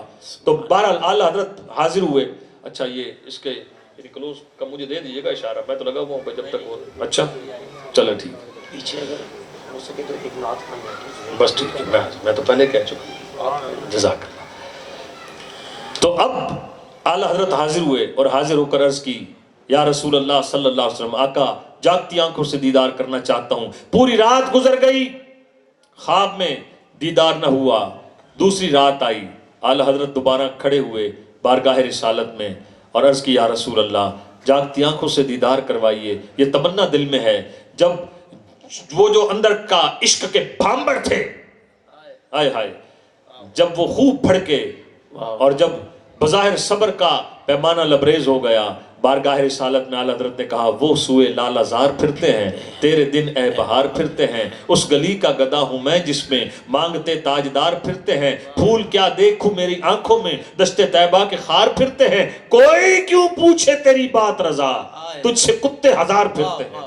یہاں عاجزی کی ہے، اعلیٰ حضرت نے کہا احمد رضا تو کیا ہے، اور تیرے جیسے یہاں ہزاروں پھرتے ہیں، کوئی کیوں پوچھے۔ تڑپ پر صدا لگائی، حضور کی رحمت جوش میں آئی، پردے اٹھ گئے اور میرے امام نے جاگتی آنکھوں سرکار کا دیدار کیا۔ آج بھی وہ کسی کو خالی لوٹاتے نہیں ہیں. تو ابو قتادہ آئے, حضور آنکھ نکل گئی, فرمایا آنکھ پر صبر کرو تو جنت ہے. عرض کیا آقا آنکھ میں نے طلب کی ہے, جنت آپ نے ارشاد فرمائی ہے, سرکار دونوں ہی عطا فرما دیں. حضور نے جنت کی ٹکٹ بھی دی. آنکھوں پر جناب والا یہاں اس پتلی کو رکھا, لعاب دہن لگایا, ابو قتادہ کی آنکھ ایسے ہو گئی جیسے کچھ ہوا ہی نہیں تھا. اور قربان جائیں عاشقان رسول. اب میں چوتھا واقعہ اس کو بالکل بیان نہیں کرتا, اور ایک میسج میں آپ کو دینا چاہوں گا, خصوصاً الحمدللہ محبت سے, پیار سے, اپنے سٹیج والے لوگوں کو بھی. میرے بھائی نے نعرہ لگایا میرے بیان سے پہلے, مجھے بہت اچھا لگا. انہوں نے نعرہ لگایا پورا, نعرہ تکبیر, نعرہ رسالت, نعرہ خلافت. اچھا یار, ٹھیک ہے جی, یہ وہ نعرہ لگایا. یہ جب نعرہ خلافت لگتا ہے نا تو اس کا مطلب یہ آگے جو یا علی کہنا ہے نا نعرہ حیدری پر, تو ہم یا علی وہ کہنے والے ہیں جو صدیق اکبر کے گھر کا بھی پانی بھرتے ہیں, فاروق اعظم کے بھی غلام ہیں, عثمان غنی کے بھی الحمدللہ قدموں کی خاک کو آنکھوں کا سرما بناتے ہیں. اور میرے بھائی نے آخر میں حضرت علی کی منقبت پڑھی, تو الحمدللہ بحمدہ تعالی حضرت علی ہوں, حضور کی آل ہو, جب تک اس پہ درود نہ بھیجیں تو نماز یعنی مکمل نہیں ہوتی. اگرچہ محمدن عبدہ و رسولہ تک پڑھنا واجب ہے, درود ابراہیمی سنت ہے, لیکن ہر نماز میں آپ حضور کی آل پر, تو حضرت علی کا ذکر بھی دلوں کو ٹھنڈا کرتا ہے. لیکن عاشقان رسول یہ بھی ساتھ ساتھ عرض کروں کہ خصوصاً ہمارے سٹیجوں سے الحمدللہ دور حاضر میں جہاں حضرت مولا علی شیر خدا, حضرت امام حسن و حسین رضی اللہ تعالی عنہما کے جناب والا وہ جائیں پیغامات, تو وہیں پر ہمارے سٹیج سے سیدنا صدیق اکبر کی شان بھی بیان ہو. اچھا میرا پیغام نقیب کے لیے تھا سب, اور یہ نقیب جتنے بھی ہمارے نقیب ہوں یا خطیب ہوں, دیکھیں الحمدللہ سیدنا صدیق اکبر کی مناقب بھی ہمیں یاد ہوتی اور ہیں. فاروق اعظم رضی اللہ عنہ کا ذکر کریں, اس انداز میں ذکر کریں کہ پورا اظہار ہو کہ ہم حضرت علی کے وہ ماننے والے ہیں جو بحمدہ تعالی ابو بکر صدیق, فاروق اعظم. اور ایک روایت نہ سنا دوں, امام بخاری نے لکھی, امام بخاری سبحان اللہ, امام بخاری نے نقل کی بخاری شریف میں, محمد بن حنفیہ حضرت علی کے بیٹے ہیں. حضرت فاطمہ کے بعد جو آپ نے نکاح کیے ان میں آپ کے بیٹے تھے محمد بن حنفیہ. انہوں نے عرض کی, یا علی ابا جان, آپ صحابہ بڑے شان والے, آپ میں یہ بتائیں ابا جان, آپ تمام صحابہ میں پہلا نمبر کس کا؟ علم کے شہر کا دروازہ مولا علی شیر خدا. مولا علی پر بھی ٹینشن نہ لیا کریں. ویسے تو حدیث میں جس کا مولا میں اس کا مولا علی. میرے نام سے پہلے ہو سکتا ہے بھائی جان نے کہا مولانا خالد صاحب, تو جب 15ویں صدی میں 2-4 کتابیں پڑھ کے رٹے لگانے والا مولانا, نون الف نہ ہٹائیں تو باقی مولا, تو بھائی 2-4 کتابیں پڑھنے والا مولا بن گیا, تو جو علم کے شہر کا دروازہ ہے اسے مولا کہنے میں بھی حرج نہیں. مولا سردار, آقا, رہبر, رہنما اور مددگار کے معنوں میں بھی آتے ہیں. اور مولانا ہمارے آقا, جب 15ویں صدی کے سکول آف تھاٹ کے لوگ مولانا ہو سکتے ہیں تو حضرت علی کو بھی مولا کہنے میں حرج نہیں ہے. اور بات چلی تھی, حضرت علی نے پوچھا, حضرت علی کے بیٹے نے پوچھا, ابا جان آپ صحابہ میں سب سے زیادہ فضیلت والا کون ہے؟ پتہ کیا کہا حضرت علی نے؟ فرمایا بیٹا ہم صحابہ میں سب سے زیادہ فضیلت والے ابو بکر ہیں. پھر آپ نے سوال دہرایا, حضور اس کے بعد حضرت علی نے فرمایا حضرت ابو بکر کے بعد سب سے زیادہ فضیلت والے حضرت عمر ہیں. اب حضرت محمد بن حنفی آپ کے بیٹے نے سوال چینج کر دیا, ابا جان اس کے بعد تو یقیناً آپ صحابہ میں سب سے زیادہ بزرگ ہیں. فرمایا بیٹا میں تو عام سا آدمی, میں تو مسلمانوں میں سے ایک عام سا مسلمان ہوں. تو اللہ پاک کرم فرمائے, ایک نعرہ سنائے, میں سٹیج چھوڑتا ہوں. ہر صحابی نبی جنتی جنتی, ہر صحابی نبی جنتی جنتی. کسی ٹینشن کی ضرورت نہیں ہے, 14 صدیاں گزر گئیں, امت کا اس پر اتفاق. شراب بھی ملعون ہے, شراب پینے والا بھی ملعون ہے, شراب بیچنے والا بھی ملعون ہے, شراب خریدنے والا بھی ملعون ہے. فرمایا شراب بیچنے والا, بنانے والا, خریدنے والا, پینے والا, پلانے والا ملعون ہے. اور کبھی کبھی اللہ تبارک و تعالی ایسے لوگوں کو دنیا کے لیے سامان عبرت بنا دیتا ہے. ایک شادی ہوئی, سیٹھ صاحب کے بیٹے کی شادی تھی, پہلے فنکشن ہوا, پھر فاسٹ فرینڈ, وہ 60 افراد کا سرکل جو بڑا خاص تھا, انہوں نے مل کر سیٹھ صاحب کے بچے کی شادی کی خوشی میں, آج محفل جناب شباب ہے, اور انہوں نے وہاں پر 60 افراد نے شراب کی ڈرنکنگ کی. شراب زہریلی تھی. ودن 60 ہارس, ودن 60 گھنٹے یعنی 1 اور 2 دن کے بیچ میں 60 میں سے 58 افراد زہریلی شراب پی کر ہلاک ہو گئے. مجھے معلوم ہے اس قبرستان کا جہاں یہ قریب میں تھا.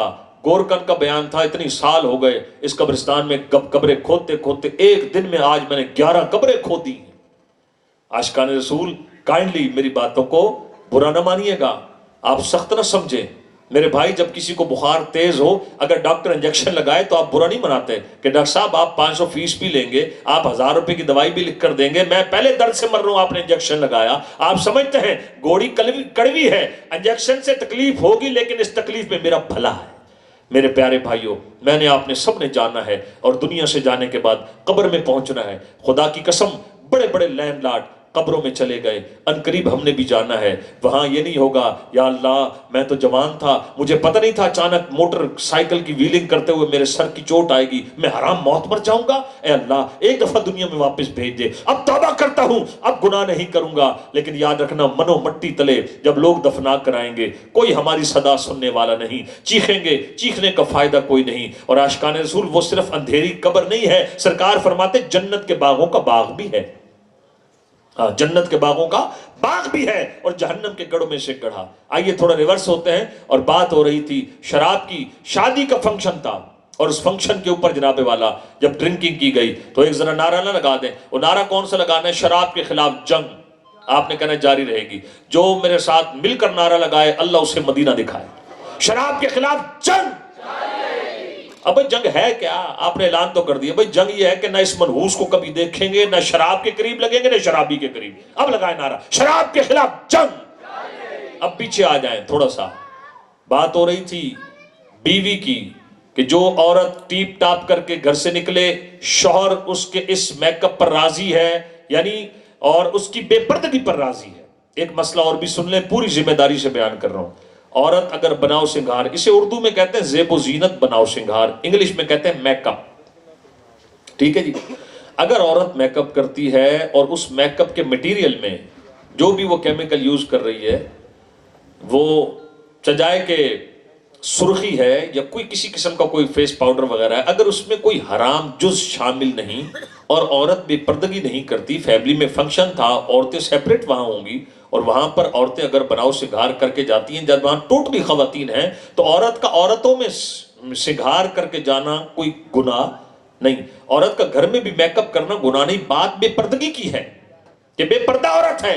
اور آگے چلیے عاشقان رسول، یہ جتنے بھی ہم مسلمان ہیں اہل و عیال والے ہیں، قرآن نے ہماری ڈیوٹی لگائی، اے ایمان والو اپنے آپ کو اپنے گھر والوں کو جہنم کی آگ سے بچاؤ جس کا ایندھن انسان اور پتھر ہے. اور دوسری بات چلی حضرت عتبہ والی بات. حضرت عتبہ کی کتنی بیویاں تھیں؟ بولے تو صحیح. 4 بیویاں تھیں حضرت عتبہ رضی اللہ تعالی عنہ کی. چاروں خوشبو لگاتی کس کی رضا کے لیے؟ اپنے شوہر کی رضا کے لیے. یہاں پر ایک ایک لائن کی میں باتیں بتاؤں گا. وہ میرا بھائی جس کی بہن شادی شدہ ہے، وہ میرا بزرگ جس کی بیٹی شادی شدہ ہے، ان دونوں کے لیے بڑی اہم بات ہے. بہن جس کے نکاح میں گئی وہ کہلایا بہنوئی، بیٹی جس کے نکاح میں گئی وہ کہلایا داماد. بیٹی بہن کا ہوا شوہر. بدقسمتی سے 15ویں صدی میں لٹریسی ریٹ تو عام ہو گیا، ہر گلی محلے میں سکول، لیکن دینی اویئرنس، دینی شعور وہ جاتا رہا. طلاقوں کی ریشو بڑھ گئی. ایک قریبی جاننے والے 2 ماہ کے اندر شادی ہونے کے بعد، طلاق ہونے کے بعد سامان گھر میں واپس. اور بیٹیوں کی شرح پیدائش زیادہ، جہالت کود رہی ہے. بیٹی پیدا ہو جائے ماں باپ کے موڈ آف ہو جاتے ہیں. دوسری بیٹی پیدا ہو جائے باپ کا ماتھا ٹھنک جاتا ہے. تیسری بیٹی پیدا ہو جائے افسوس پڑھا لکھا کہلانے والا وہ بیوی کو ہی منحوس سمجھنا شروع کر دیتا ہے. اور ساس جو کہ خود بھی کسی کی بیٹی ہے، ساس بہو کو تانا دیتی ہے کہ بیٹا یہ جو تیری گھر والی ہے نا اس کے تو ماتھے میں معاذ اللہ نحوست ہے، یہ بیٹی جن رہی ہے. اور بیٹیاں بیٹے کون دیتا ہے؟ اللہ. قرآن میں اللہ فرماتا ہے اللہ جسے چاہے بیٹے دے، اللہ جسے چاہے بیٹیاں دے، اللہ جسے چاہے دونوں دے. قرآن فرماتا ہے اللہ جسے چاہے بانجھ کر دے. تو بیٹیاں بیٹے کون دیتا ہے؟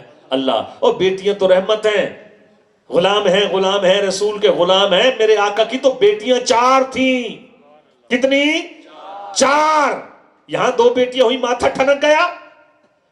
حضرت ماریہ رضی اللہ تعالیٰ عنہ ان کے بطن اقدس سے جناب ابراہیم پیدا ہوئے جو بچپن میں انتقال کر گئے تھے. 4 بیٹیاں اور بیٹیاں پیدا ہوں. گھبرایا نہ کرو, آؤ 2 روایتیں آپ کو سناتا ہوں. بیٹیوں والوں تمہیں بڑا اس میں انشاءاللہ مزہ آئے گا. ایک حضرت عائشہ صدیقہ طیبہ طاہرہ مفتیہ رضی اللہ تعالی عنہا, جن کے صدقے عورتوں کے مسائل کا بہت بڑا حصہ نبی پاک صلی اللہ علیہ وسلم سے اس امت کی عورتوں کو ملا. حضرت عائشہ مفتیہ بھی ہیں. حضرت عائشہ رضی اللہ تعالیٰ عنہ یہ نبی پاک علیہ السلام سے عرض کرتی ہیں, یا رسول اللہ, میں خلاصہ عرض کر رہا ہوں, حضور ایک عورت کو دیکھا, اس کے پاس تھی 3 کھجوریں, 2 بیٹیاں اس کے ساتھ تھیں. ایک کھجور انہوں نے ایک بیٹی کو دی, دوسری کھجور انہوں نے دوسری بیٹی کو دی. یا رسول اللہ, اس عورت نے تیسری کھجور یا منہ میں لے چکی, مفہوم عرض کر رہا ہوں, یا منہ کے قریب کی, یا بڑھانا چاہتی تھی کہ ایک بیٹی نے ماں والی کھجور بھی کھینچی تو اس عورت نے اس کھجور کو توڑ کر دونوں بیٹیوں کے حصے میں ڈال دیا, منہ میں ڈال دیا, اپنے منہ کا لقمہ بھی, اپنی جگر کی ٹھنڈک اپنی بیٹیوں کے منہ میں ڈال دیا. جب یہ رحمت بھری بات سنی, سرکار مدینہ علیہ السلام نے فرمایا, عائشہ, اللہ نے اس عورت پر جنت کو واجب کر دیا. فرمایا جس کی 3 بیٹیاں ہوں, مفہوم عرض کر رہا ہوں نبی پاک علیہ السلام کی حدیث کا, اور وہ بیٹیوں کو آر نہ سمجھے, بوجھ نہ سمجھے. 3 بیٹیاں رب جس کو دے وہ بیٹیوں کو بوجھ نہ سمجھے, ان کی کفالت کرے. نبی پاک علیہ السلام فرماتے ہیں وہ 3 بیٹیاں اس باپ اور جہنم کے درمیان ڈھال بن جائیں گی. دوسری حدیث پاک کا مفہوم ہے, فرمایا جس کو رب 3 بیٹیاں دے اور وہ ان 3 بیٹیوں کی کفالت کرے, انہیں پالے پوسے, میرے آقا صلی اللہ علیہ وسلم نے فرمایا وہ 3 بیٹیوں کا باپ جنت الفردوس میں میرے ساتھ ایسے ہوگا جیسے 2 انگلیاں, اتنا قریب جنت الفردوس میں. صحابہ نے دیکھا دریا رحمت جوش میں ہے, عرض کی یا رسول اللہ, آپ نے 3 کا ارشاد فرمایا, آقا جس کو رب نے دی ہی 2 ہو. فرمایا 2 والے کے لیے بھی یہی خوشخبری. پھر عرض کی حضور جس کو رب نے دی 1 ہو. فرمایا 1 والی کے لیے بھی یہی خوشخبری. اب بیٹیوں کے گھر آباد کیوں نہیں ہو رہے؟ اس کی بنیادی وجہ, ایسی بنیادی وجہ, وہ ہے غلط فہمی, اور وہ ہے ساس سسر کا داماد کی اہمیت نہیں سمجھتے, اور وہ بیٹیوں کو مس گائیڈ کرتے ہیں, بیٹیوں کو گھر سے الوداع کرتے ہیں. 4 بھائیوں نا, بہن کو کہتے ہیں گھبرانا نہیں ہے, ہم 4 بھائی ہیں, ہاں اگر یہ تیرا ہسبینڈ تجھے کچھ کہے نا ٹینشن نہیں لینی, ہمیں بتا دینا, ہاں اللہ کا شکر ہے ہم کھاتے پیتے ہیں. لو جی, بھائیوں نے سریہ ڈالا اور اماں ابا نے کہا بیٹا ٹینشن نہیں لینی, بڑا پیسہ ہے, کسی سے دب کے نہیں رہنا. بھائیوں نے سریہ ڈالا تھا بیٹی کی گردن میں, اور ابا اماں نے گاڈر ہی ڈال دیا. اب وہ جب پہنچی گھر میں, اس کے چال ڈالی کچھ اور ہے. اور بھائی جہاں بیٹی بہن دے دیتے ہیں, شریعت نے بہن کے گھر والے کو بہنوئی اور بیٹی کے گھر والے کو داماد کہا, تو سمجھیں بات دولت کی نہیں ہے, بات مقام مرتبے کی ہے. آپ حیران ہو جائیں گے. آپ جتنے بھی بیٹھے ہیں یہ بتائیں, بڑا آسان سے سوال ہے, سب سے بڑا آپ کے اوپر حق کس کا ہے, بیوی کا یا ماں باپ کا؟ ماں باپ کا. سب بولے کس کا ہے؟ ماں باپ کا. آپ پر ہمیشہ ہمیشہ سب سے بڑا حق آپ کے ماں باپ کا ہے. لیکن جب عورت کی شادی ہو جائے تو ماں باپ سے بھی بڑا حق اس کا شوہر کا ہے, اس کے شوہر کا ہے.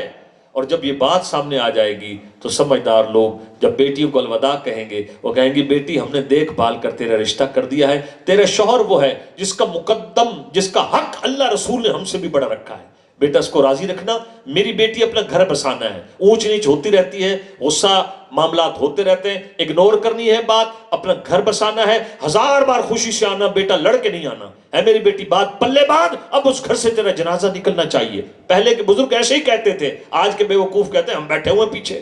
نتیجہ کیا ہوا؟ عاشقان رسول ذرا سنیے گا. نمبر 1, یہ جو شوہر کا حق مقدم ہے, مشہور حدیث پاک ہے, نبی پاک صلی اللہ علیہ وسلم نے فرمایا اگر اللہ کے سوا کسی کو سجدہ جائز ہوتا, اللہ حکم دیتا, عورت کس کو سجدہ کرے؟ شوہر کو. کس کو؟ شوہر کو. ایک بڑی حدیث, بڑی پیاری حدیث پاک ہے, یعنی اس میں ایک عجب معاملہ بھی ہے اور ہمیں سمجھایا گیا. فرمایا خاوند کے جسم میں آولے پڑ جائیں, زخم ہو جائیں, اس میں ریشہ بھر جائے, عورت زبان سے پیپ چاٹ لے, خاوند کا حق ادا نہیں ہو سکتا.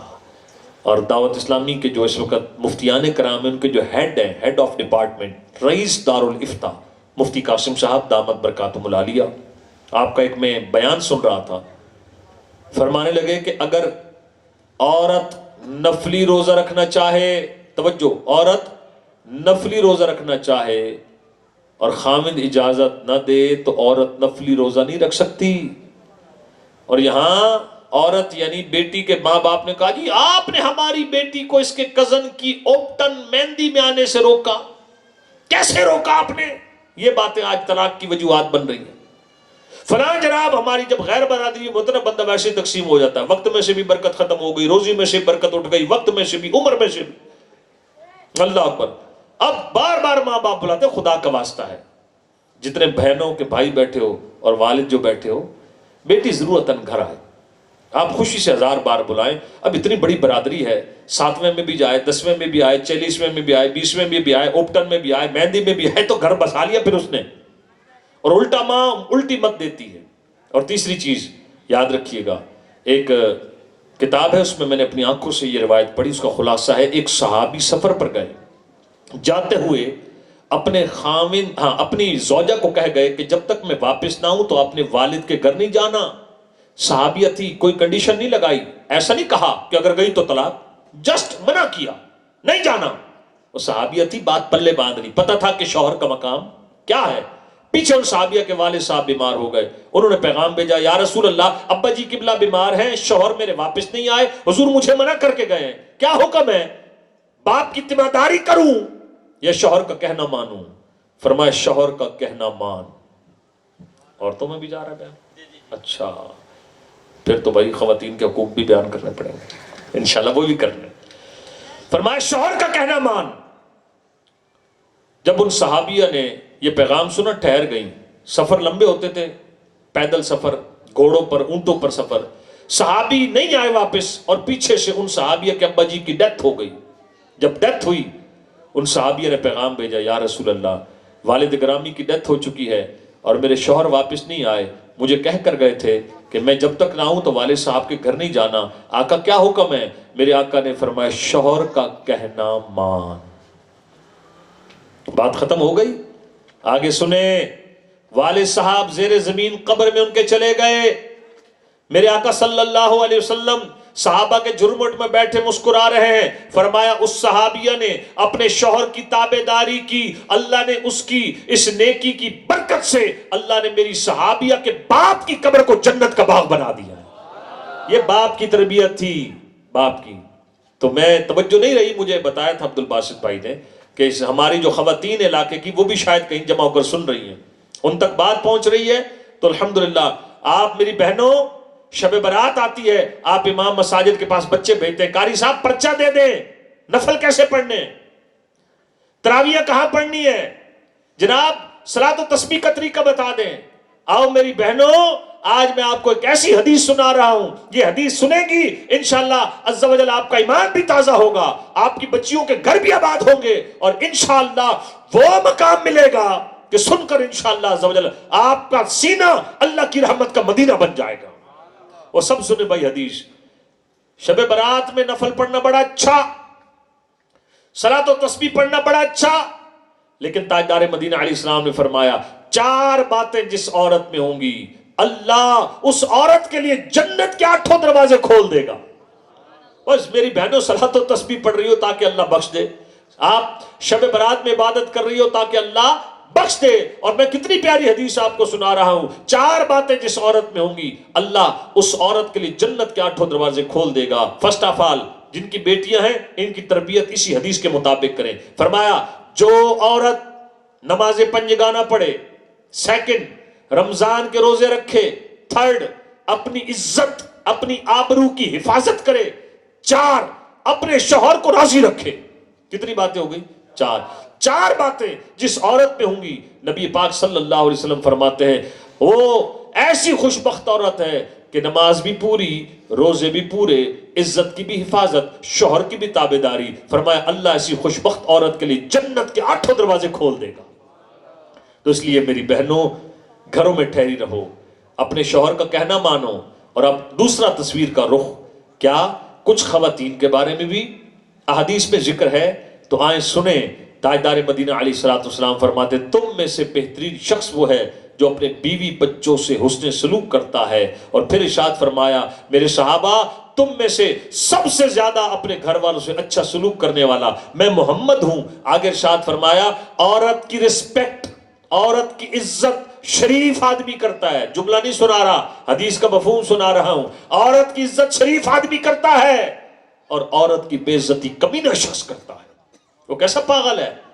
گھر میں آ کے جس کا بی پی شوٹ ہو گیا، بیوی نے پانی دیر سے رکھا تو ماں بہن کی گالی، نمک کم ہو گیا تو گالی، نمک زیادہ ہو گیا تو گالی، چائے میں میٹھا کم ہو گیا تو گالی، چائے میں میٹھا زیادہ ہو گیا تو گالی، چھوٹی چھوٹی باتوں پر استری میں دے رہے ہوئی تو گالی. او بدنصیب، زبان پر گالی ٹکی ہوئی ہے. کبھی بیوی کو گالی دیتا ہے، کبھی بچوں کو گالی دیتا ہے، کبھی کسی بھائی کو گالی دیتا ہے، اور بعض بدبخت ماں باپ کو بھی گالیاں دیتے ہیں. تاجدار مدینہ علیہ السلام نے فرمایا کچھ لوگوں کو جہنم میں داخل کیا جائے گا، ان کے منہ سے بدبو آئے گی، تعفن جہنم کے اندر پھیل جائے گا.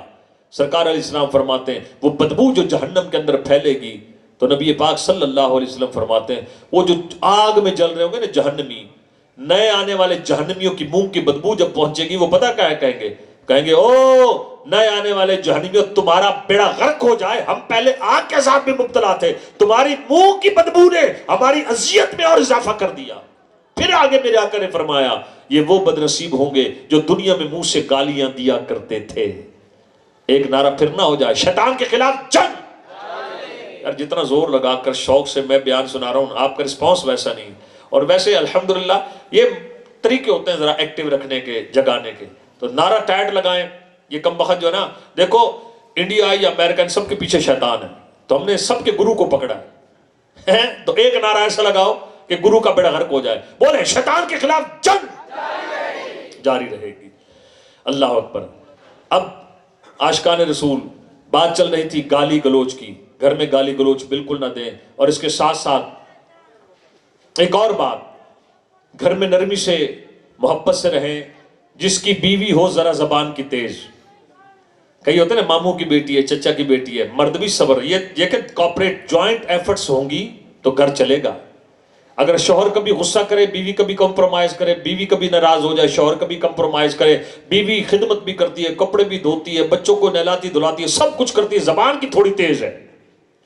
شوہر نے کہا چلو کوئی نہیں یار. سنیں نبی اپنا کتابوں میں لکھا ہے، روایتوں میں، جس کی بیوی ہو بد اخلاق اور شوہر کرے صبر. شوہر کیا کرے؟ صبر. اللہ قیامت کے دن اس سے ایوب علیہ السلام کی مثل ثواب عطا فرمائے گا. اور جس کا شوہر ہو ظالم، بیوی کرے صبر، اللہ قیامت کے دن ایوب حضرت آسیہ رضی اللہ تعالیٰ کی مثل اس کو ثواب عطا فرمائے گا. میرا مقصد یہ تھا، میلاد پاک کا ایک اہم ترین اصلاحی ٹاپک تھا، ہماری بہنوں بچیوں کے گھر آباد ہوں. اللہ کی قسم میں آپ کو دل کی بات بتاؤں، دل خون کے آنسو روتا ہے.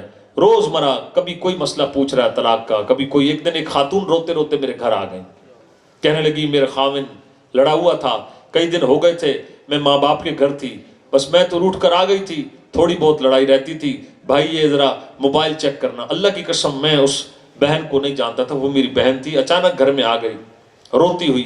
والدہ نے مجھے بلایا کہ کوئی خاتون گھر میں آئی ہوئی ہے. جی بہن کیا بات ہے؟ کہا بھائی یہ مجھے کسی نے آپ کا بتایا کہ ہمارے محلے میں فلاں خالد بھائی رہتے ہیں، تو میں پریشان تھی. ہمسائی نے بتایا میں کرایہ دار ہوں، یہ میں لڑ کر آئی ہوئی تھی، کوئی ایسا ویسی بات نہیں تھی. بھائی یہ میرا موبائل چیک کرنا، میسج پر میرے خاوند نے مجھے طلاق بھیجی ہے. موبائل پہ میسج چیک کیا تو 3 طلاقیں تھیں. میں نے تجھے طلاق دی، طلاق دی، طلاق دی. تو کہنے لگی بھائی کوئی اور حل اس میں کیا ہے؟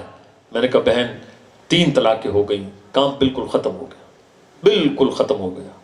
اچھا جن آنسوؤں سے وہ روتی گھر سے نکلی وہ کیفیت میں آپ کو دل سے نہیں بتا سکتا. خدا کا واسطہ ہے یہ غصے کو گھر سے باہر لے کر جایا کریں. گھر کو جنت کا گہوارہ بنائیں. آپ گھر میں ریسٹ کے لیے آتے ہیں، اپنے آپ کو کول مائنڈڈ رکھیں. حضرت عمر فاروق اعظم کا ایک فرمان میں نے پڑھا. کون فاروق اعظم؟ اللہ کے محبوب فرماتے ہیں اللہ نے عمر کی زبان اور دل پر حق کو جاری کر دیا. کون عمر فاروق اعظم؟ 22 لاکھ مربع میل سے زیادہ اسلام کی فتوحات کرنے والے فاروق اعظم. اور کیسر و کسرا اس وقت کی سپر طاقتیں فاروق اعظم کے نام سے تھر تھراتی ہیں. اور میرے آقا فرماتے ہیں جن و انس کے شیاطین فاروق اعظم کے دبدبے سے بھاگتے ہیں. وہ فاروق اعظم کیا فرماتے ہیں؟ فرماتے ہیں بندے کو چاہیے معاشرے میں مردوں کی طرح رہے، گھر میں بچوں کی طرح رہے. تو گھر میں نرمی، سب بولیں گھر میں نرمی. چلے 2 باتیں بتا کر انشاءاللہ عز و جل میں اپنے لعب دہن کے 4 واقعات پورے کر کے بات کو ختم کرتا ہوں. دوسری بات یہ ہے نان نفقہ دینا مرد کی ذمہ داری ہے. کس کی ذمہ داری ہے؟ مرد کی ذمہ داری ہے. اگر آپ نان نفقہ نہیں دے سکتے، نان نفقہ دینے پر قادر نہیں، شریعت نے آپ کو نکاح سے ہی منع کیا ہے کہ نان نفقہ دیں. اور بعض ایسے بھی ہڈ حرام میں نے دیکھے، عورتیں 4 گھروں میں کام کر رہی ہیں. خامد صاحب کو چسکا پڑ گیا ہے کہ خیر سے کپڑے بھی مانگ کر لے آتی ہے، کہیں سے آٹا مانگ کر لے آتی ہے، 4 گھروں میں کپڑے دھو رہی ہے. یہ مل میں کبھی جاتا کبھی نہیں جاتا، کبھی مزدوری کرتا کبھی نہیں کرتی. تف ہے تیری شکل پر. میرے آقا صلی اللہ علیہ وسلم کی بارگاہ میں جب میرے آقا نے حکم دیا اپنے بیوی بچوں سے حسن سلوک کرو، ایک شخص نے عجیب سا سوال کیا. وہ کہنے لگا یا رسول اللہ، نہ تو میری بیوی ہے نہ میرے بچے ہیں، ماں باپ زندہ کوئی نہیں، بہن بھائی بھی کوئی نہیں، only one person، اکیلا رہتا ہوں گھر میں، اور ایک مرغی رکھی ہوئی ہے.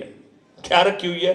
مرغی. اور آپ تو درس دے رہے ہیں کہ گھر والوں سے حسن سلوک کرو. حضور جس کے ماں باپ نہ ہو زندہ، جس کے بہن بھائی بھی نہ ہو، بیوی بچے بھی نہ ہو، جو رہتا ہی اکیلا ہو، اور حضور میں نے مرغی رکھی ہوئی، میرے لیے کیا حکم ہے؟ پتہ کیا فرمایا؟ ایک دن بھی مرغی کو تو نے بھوکا رکھا تو اللہ کے نزدیک حسن سلوک کرنے والا نہیں لکھا جائے گا. تو اس لیے محبت سے، پیار سے. اور توجہ کریں، ایک واقعہ سناتا ہوں آپ کا ایمان تازہ. ابو الحسن خرقانی رحمت اللہ علیہ، بہت بڑے ولی اللہ، ان کی زیارت کے لیے آئے. بو علی سینا، یہ جو ہمارے سٹوڈنٹس ہیں یہ سمجھتے ہیں بو علی سینا. بو علی سینا آئے زیارت کے لیے حضرت ابو الحسن خرقانی کی.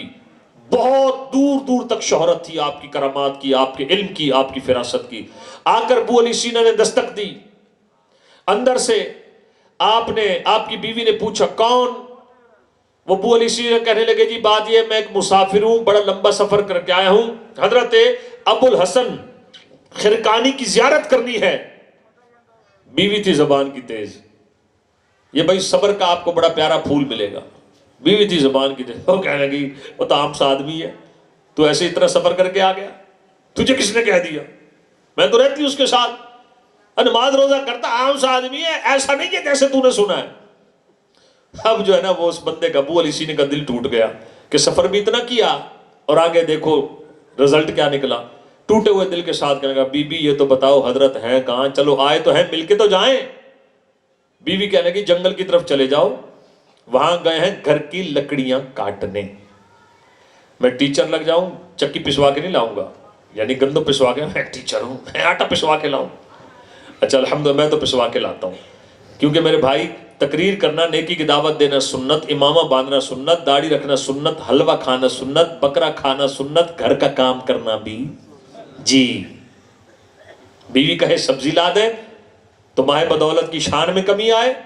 اور میرے آقا دنیا سے وصال فرمایا. 3 دن بعد ایک عرابی آیا، پتہ چلا نبی پاک علیہ السلام کا وصال ہو گیا.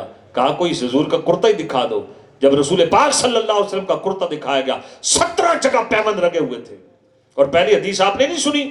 جب میرے آقا نے چٹان کو توڑا، خندق والی چٹان کو، کتنے دن سے کھانا نہیں کھایا تھا؟ 3 دن سے. یہ بھی سنت ہیں، ان پر بھی عمل کریں. تو ابو علی سینا کہنے لگے بی بی بڑا لمبا سفر کر کے آیا ہوں، سنی تھی بڑی تعریف اللہ والے ہیں، اچھا یہ بتائیں حضرت ہیں کہاں؟ تو کہنے لگے جنگل میں گئے ہیں. کیا کرنے گئے بھائی بولیے گا؟ لکڑیاں کاٹنے گئے ہیں. اب یہ گئے جنگل کی طرف تو جنگل دیکھ کر عجیب منظر دیکھا. جنگل میں پہنچے، کیا دیکھتے ہیں؟ آپ نے لکڑیاں کاٹی، ان کی گٹھڑی بنائی. گٹھڑی ہے شیر کی پیٹھ پر، آپ آگے آگے ہیں، شیر آپ کے پیچھے پیچھے. اب کرامت دیکھی تو وہ جو عقیدت تھی پہلے سے بھی ڈبل ہو گئی. آپ سے مل کر کہنے لگا حضرت گتھی سلجھا دیجئے، زیارت کے لیے آیا تھا، آپ کی بڑی کرامات سنی ہیں، آپ کی شان یہ ہے کہ جنگل کا بادشاہ غلامی کر رہا ہے. حضور گھر میں گیا ہوں تو مسز کے کامنٹس بڑے عجیب تھے. حضور یہ بتائیں یہ جو جنگل کا بادشاہ غلامی کر رہا ہے، اللہ نے جو نوازا ہے، یہ مقام کیسے ملا ہے؟ فرمایا بیوی بد اخلاق ہے، صبر کرتا ہوں اللہ نے یہ مقام دیا. اللہ اکبر. تو عاشقان رسول، دین اسلام پیار محبت کا درس دیتا ہے. اب آئیں اس واقعے، گھر میں کون کون ڈانٹ ڈپٹ کرے گا؟ ذرا ہاتھ کھڑا کر کے بتائیں. ایک بچے کا ہاتھ کھڑا ہونے لگا تھا. بیٹا آپ کی تو شادی نہیں ہوئی. درود پاک پڑھ لیجیے. اللہم صلی علی. خوشیوں کا مہینہ نا تھوڑا بہت مزاح بھی چل جاتا ہے. اب کوئی بتائے گا کہاں سے ہم کہاں پہنچے تھے؟ حضرت عتبہ کی کتنی بیویاں تھیں؟ 4. وہ چاروں کیا لگاتی؟ خوشبو. کس کے لیے؟ اپنے شوہر کے لیے. یہاں سے چلی تھی شوہر اور بیوی کی بات. بیگ میں سے نا یہاں سے چلی تھی بات تو یہ مجھے پکڑا دے ایسے دے. آگے میں انشاءاللہ اس کے بعد 2 چھوٹے چھوٹے واقعات اور پھر انشاءاللہ ہمارے یہ نسخہ ہے شوہر کو کیسا ہونا چاہیے. 15 روپے کا ہے. میں بیگ میں عموماً کوشش کرتا ہوں یہ 2-3 رسائل ساتھ رکھتا ہوں, لیکن اس کا دوسرا پارٹ میرے پاس ہے نہیں, گھر رہ گیا. اس کا نام ہے بیوی کو کیسا ہونا چاہیے. قرآن و سنت کی روشنی میں صرف 15 اور 15 30 روپے یہ آپ کو لائق بھائی انشاءاللہ لا دیں گے, لیکن آپ ان کو پیسے دے دیجئے گا اور یہ پڑھیں. یقین کریں اگر میں یہ سمجھوں نا میں یہاں سے چلا گیا اور آپ لوگوں نے میرا میسج قبول کیا اور آپ نے یہ 2 جو بکلیٹس ہیں ان کو لے کر پڑھ لیا, انشاءاللہ پوری زندگی کا میکسیمم حصہ گزارنے کا آپ کو دستور مل جائے گا. یہ تقریباً ساری باتیں میں نے اسی میں سے کی. بھائی بیٹیاں کس کس کی ہیں؟ میری بھی ہیں 2 الحمدللہ. آپ میں سے کس کس کی بیٹی ہاتھ کھڑا کریں ذرا. شرما کیوں رہے یار, میں نے کوئی آپ سے پیسے توڑی لے. یہ بیٹیوں کے حقوق کے تعلق سے بڑا پیارا رسالہ ہے, زندہ بیٹی کنویں میں پھینک دی. بیٹیوں کے فضائل پر الحمدللہ بڑا پیارا رسالہ ہے, اللہ پاک کرم فرمائے. حضرت عتبہ کی بیویاں تھیں 4, چاروں بیویاں اعلیٰ خوشبو استعمال کرتی. حضرت عتبہ بیوی نے بٹھا لیا, حضور یہ بتائیں ہم خوشبو استعمال کرتی ہیں اچھی سے اچھی, آپ کی خوشبو ہماری خوشبوؤں پر غالب, یہ بتائیں حضور کون سی خوشبو استعمال کرتے ہیں؟ حضرت عتبہ فرمانے لگے میں کوئی خوشبو استعمال نہیں کرتا.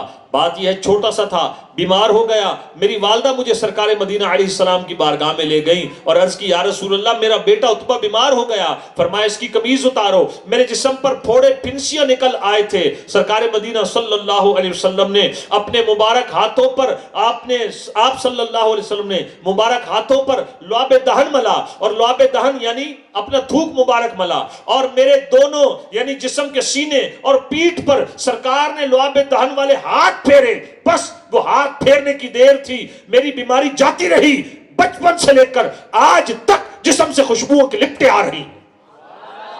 یہ کس چیز کا فیض ہے؟ لعاب دہن کا. اب کہہ دیجئے تمام انبیاء معجزات لے کر آئے, ہمارے آقا سراپا معجزہ بن کر آئے. تیسرا واقعہ سیکنڈ لاسٹ, اس کے بعد چوتھا. ابو قتادہ رضی اللہ تعالیٰ عنہ, ان کی آنکھ میں لگا تیر, پوری آنکھ ہی نکل کر باہر. سرکار مدینہ علیہ السلام کے پاس آئے, آقا آنکھ نکل گئی ہے. میرے آقا نے کیا فرمایا؟ فرمایا ابو قتادہ آنکھ لے لو یا جنت. کیا لے لو؟ آنکھ لے لو یا جنت. یعنی صبر کرو تو جنت ہے. اللہ اکبر. وہ بھی جانتے تھے حقیقی دینے والا کون؟ اللہ. اللہ کے محبوب کیسے دیتے ہیں؟ اللہ کی عطا سے. صرف دنیا نہیں دیتے, اللہ کے محبوب اللہ کے خزانوں کے مالک ہیں, جسے چاہیں جنت بھی عطا فرما دیں. چنانچہ حضرت ابو قتادہ نے جب سنا سرکار فرما رہے آنکھ لے لو یا جنت, وہ بھی صحابی تھے, بڑے سمجھدار تھے, بڑے ذوق والے تھے, عشق رسول والے تھے. پتہ کیا کہنے لگے؟ کہنے لگے یا رسول اللہ جنت میں نے مانگی ہے, آنکھ میں نے مانگی ہے اور جنت آپ کی زبان سے ارشاد ہوئی ہے. سرکار دونوں ہی عطا فرما دیں. ہائے ہائے واہ کیا جود و کرم ہے شہبت ہا تیرا, نہیں سنتا ہی نہیں مانگنے والا تیرا. امام احمد رضا خان رحمت اللہ علیہ دوسری بار آپ حج پر گئے, روضہ رسول کے سامنے کھڑے ہوئے, مواجہ شریف کے سامنے, سنہری جالیوں کے سامنے, اور آپ پڑھنے لگے الصلاۃ والسلام علیک یا رسول اللہ, اور دل میں تمنا لے کر گئے تھے کہ آج جاگتی آنکھوں سرکار کا دیدار کروں گا. کیوں؟ پہلے خواب میں دیدار کر چکے تھے, اور نبی پاک صلی اللہ علیہ وسلم کی حدیث ہے جس نے مجھے خواب میں دیکھا ان قریب جاگتے ہوئے بھی دیکھے گا. اب حاضر ہوئے جالیوں پر اور عرض کی یا رسول اللہ صلی اللہ تعالی علیہ وسلم, آقا آج جاگتی آنکھوں سے اپنے غلام کو دیدار کروا دیجئے. یہ دور ہے آپ کا 1921 میں وصال ہوا. موجودہ جو سعودی گورنمنٹ ہے یہ ہے 1925 میں. 1925 سے پہلے ترک کی اہل سنت کی خدمت یہاں پر تھی. کوئی دقیق بات نہیں کر رہا. 1925 میں موجودہ حکومت آئی, 1921 میں اعلیٰ حضرت کا وصال ہوا. اس سے پہلے تمام یہاں پر الحمدللہ عاشقان رسول تھے. شاہ ولی اللہ محدث دہلوی آپ فیوز الحرمین میں لکھتے ہیں کہ یہ سعودیوں سے پہلے کی بات ہے. میں مکہ المکرمہ میں جہاں نبی پاک جس گھر میں پیدا ہوئے تھے اس جگہ پر حاضر ہوا. روزانہ وہاں حضور کی ثناخوانی ہوتی تھی. فرماتے میں وہاں گیا, عرب لوگ دیگر आशिकान लोग रसूल पाक की नात पढ़ रहे थे, हुजूर का जिक्र हो रहा था। शाह वली अल्लाह मुहद्दिस देलवी कहते हैं मैंने देखा आसमान से नूर बरस रहा है। फरमाते जब मैंने गौर किया, मोमिन थे ना, फिरासत वाले थे, फरमाया गौर किया वो जो नूर बरस रहा था वो कोई मामूली नहीं, उन फरिश्तों का नूर था जो उस महफिल मिलाद मुस्तफ़ा में आ रहे थे। ये शाह वली अल्लाह मुहद्दिस देलवी ने लिखा। तो बहरहाल आला हजरत हाजिर हुए। अच्छा ये इसके क्लोज का मुझे दे दीजिएगा इशारा, मैं तो लगा हुआ हूँ जब तक वो। अच्छा चलो ठीक, पीछे अगर हो सके तो एक नात खान बैठी। बस ठीक है, मैं तो पहले कह चुका। जज़ाकल्लाह। तो अब आला हजरत हाजिर हुए और हाजिर होकर अर्ज की, या रसूल अल्लाह सल्लल्लाहु अलैहि वसल्लम, आका जागती आंखों से दीदार करना चाहता हूँ। पूरी रात गुजर गई, ख्वाब में दीदार न हुआ। दूसरी रात आई, आला हजरत दोबारा खड़े हुए बारगाह रिसालत में और अर्ज की, या रसूल अल्लाह जागती आंखों से दीदार करवाइए, ये तमन्ना दिल में है।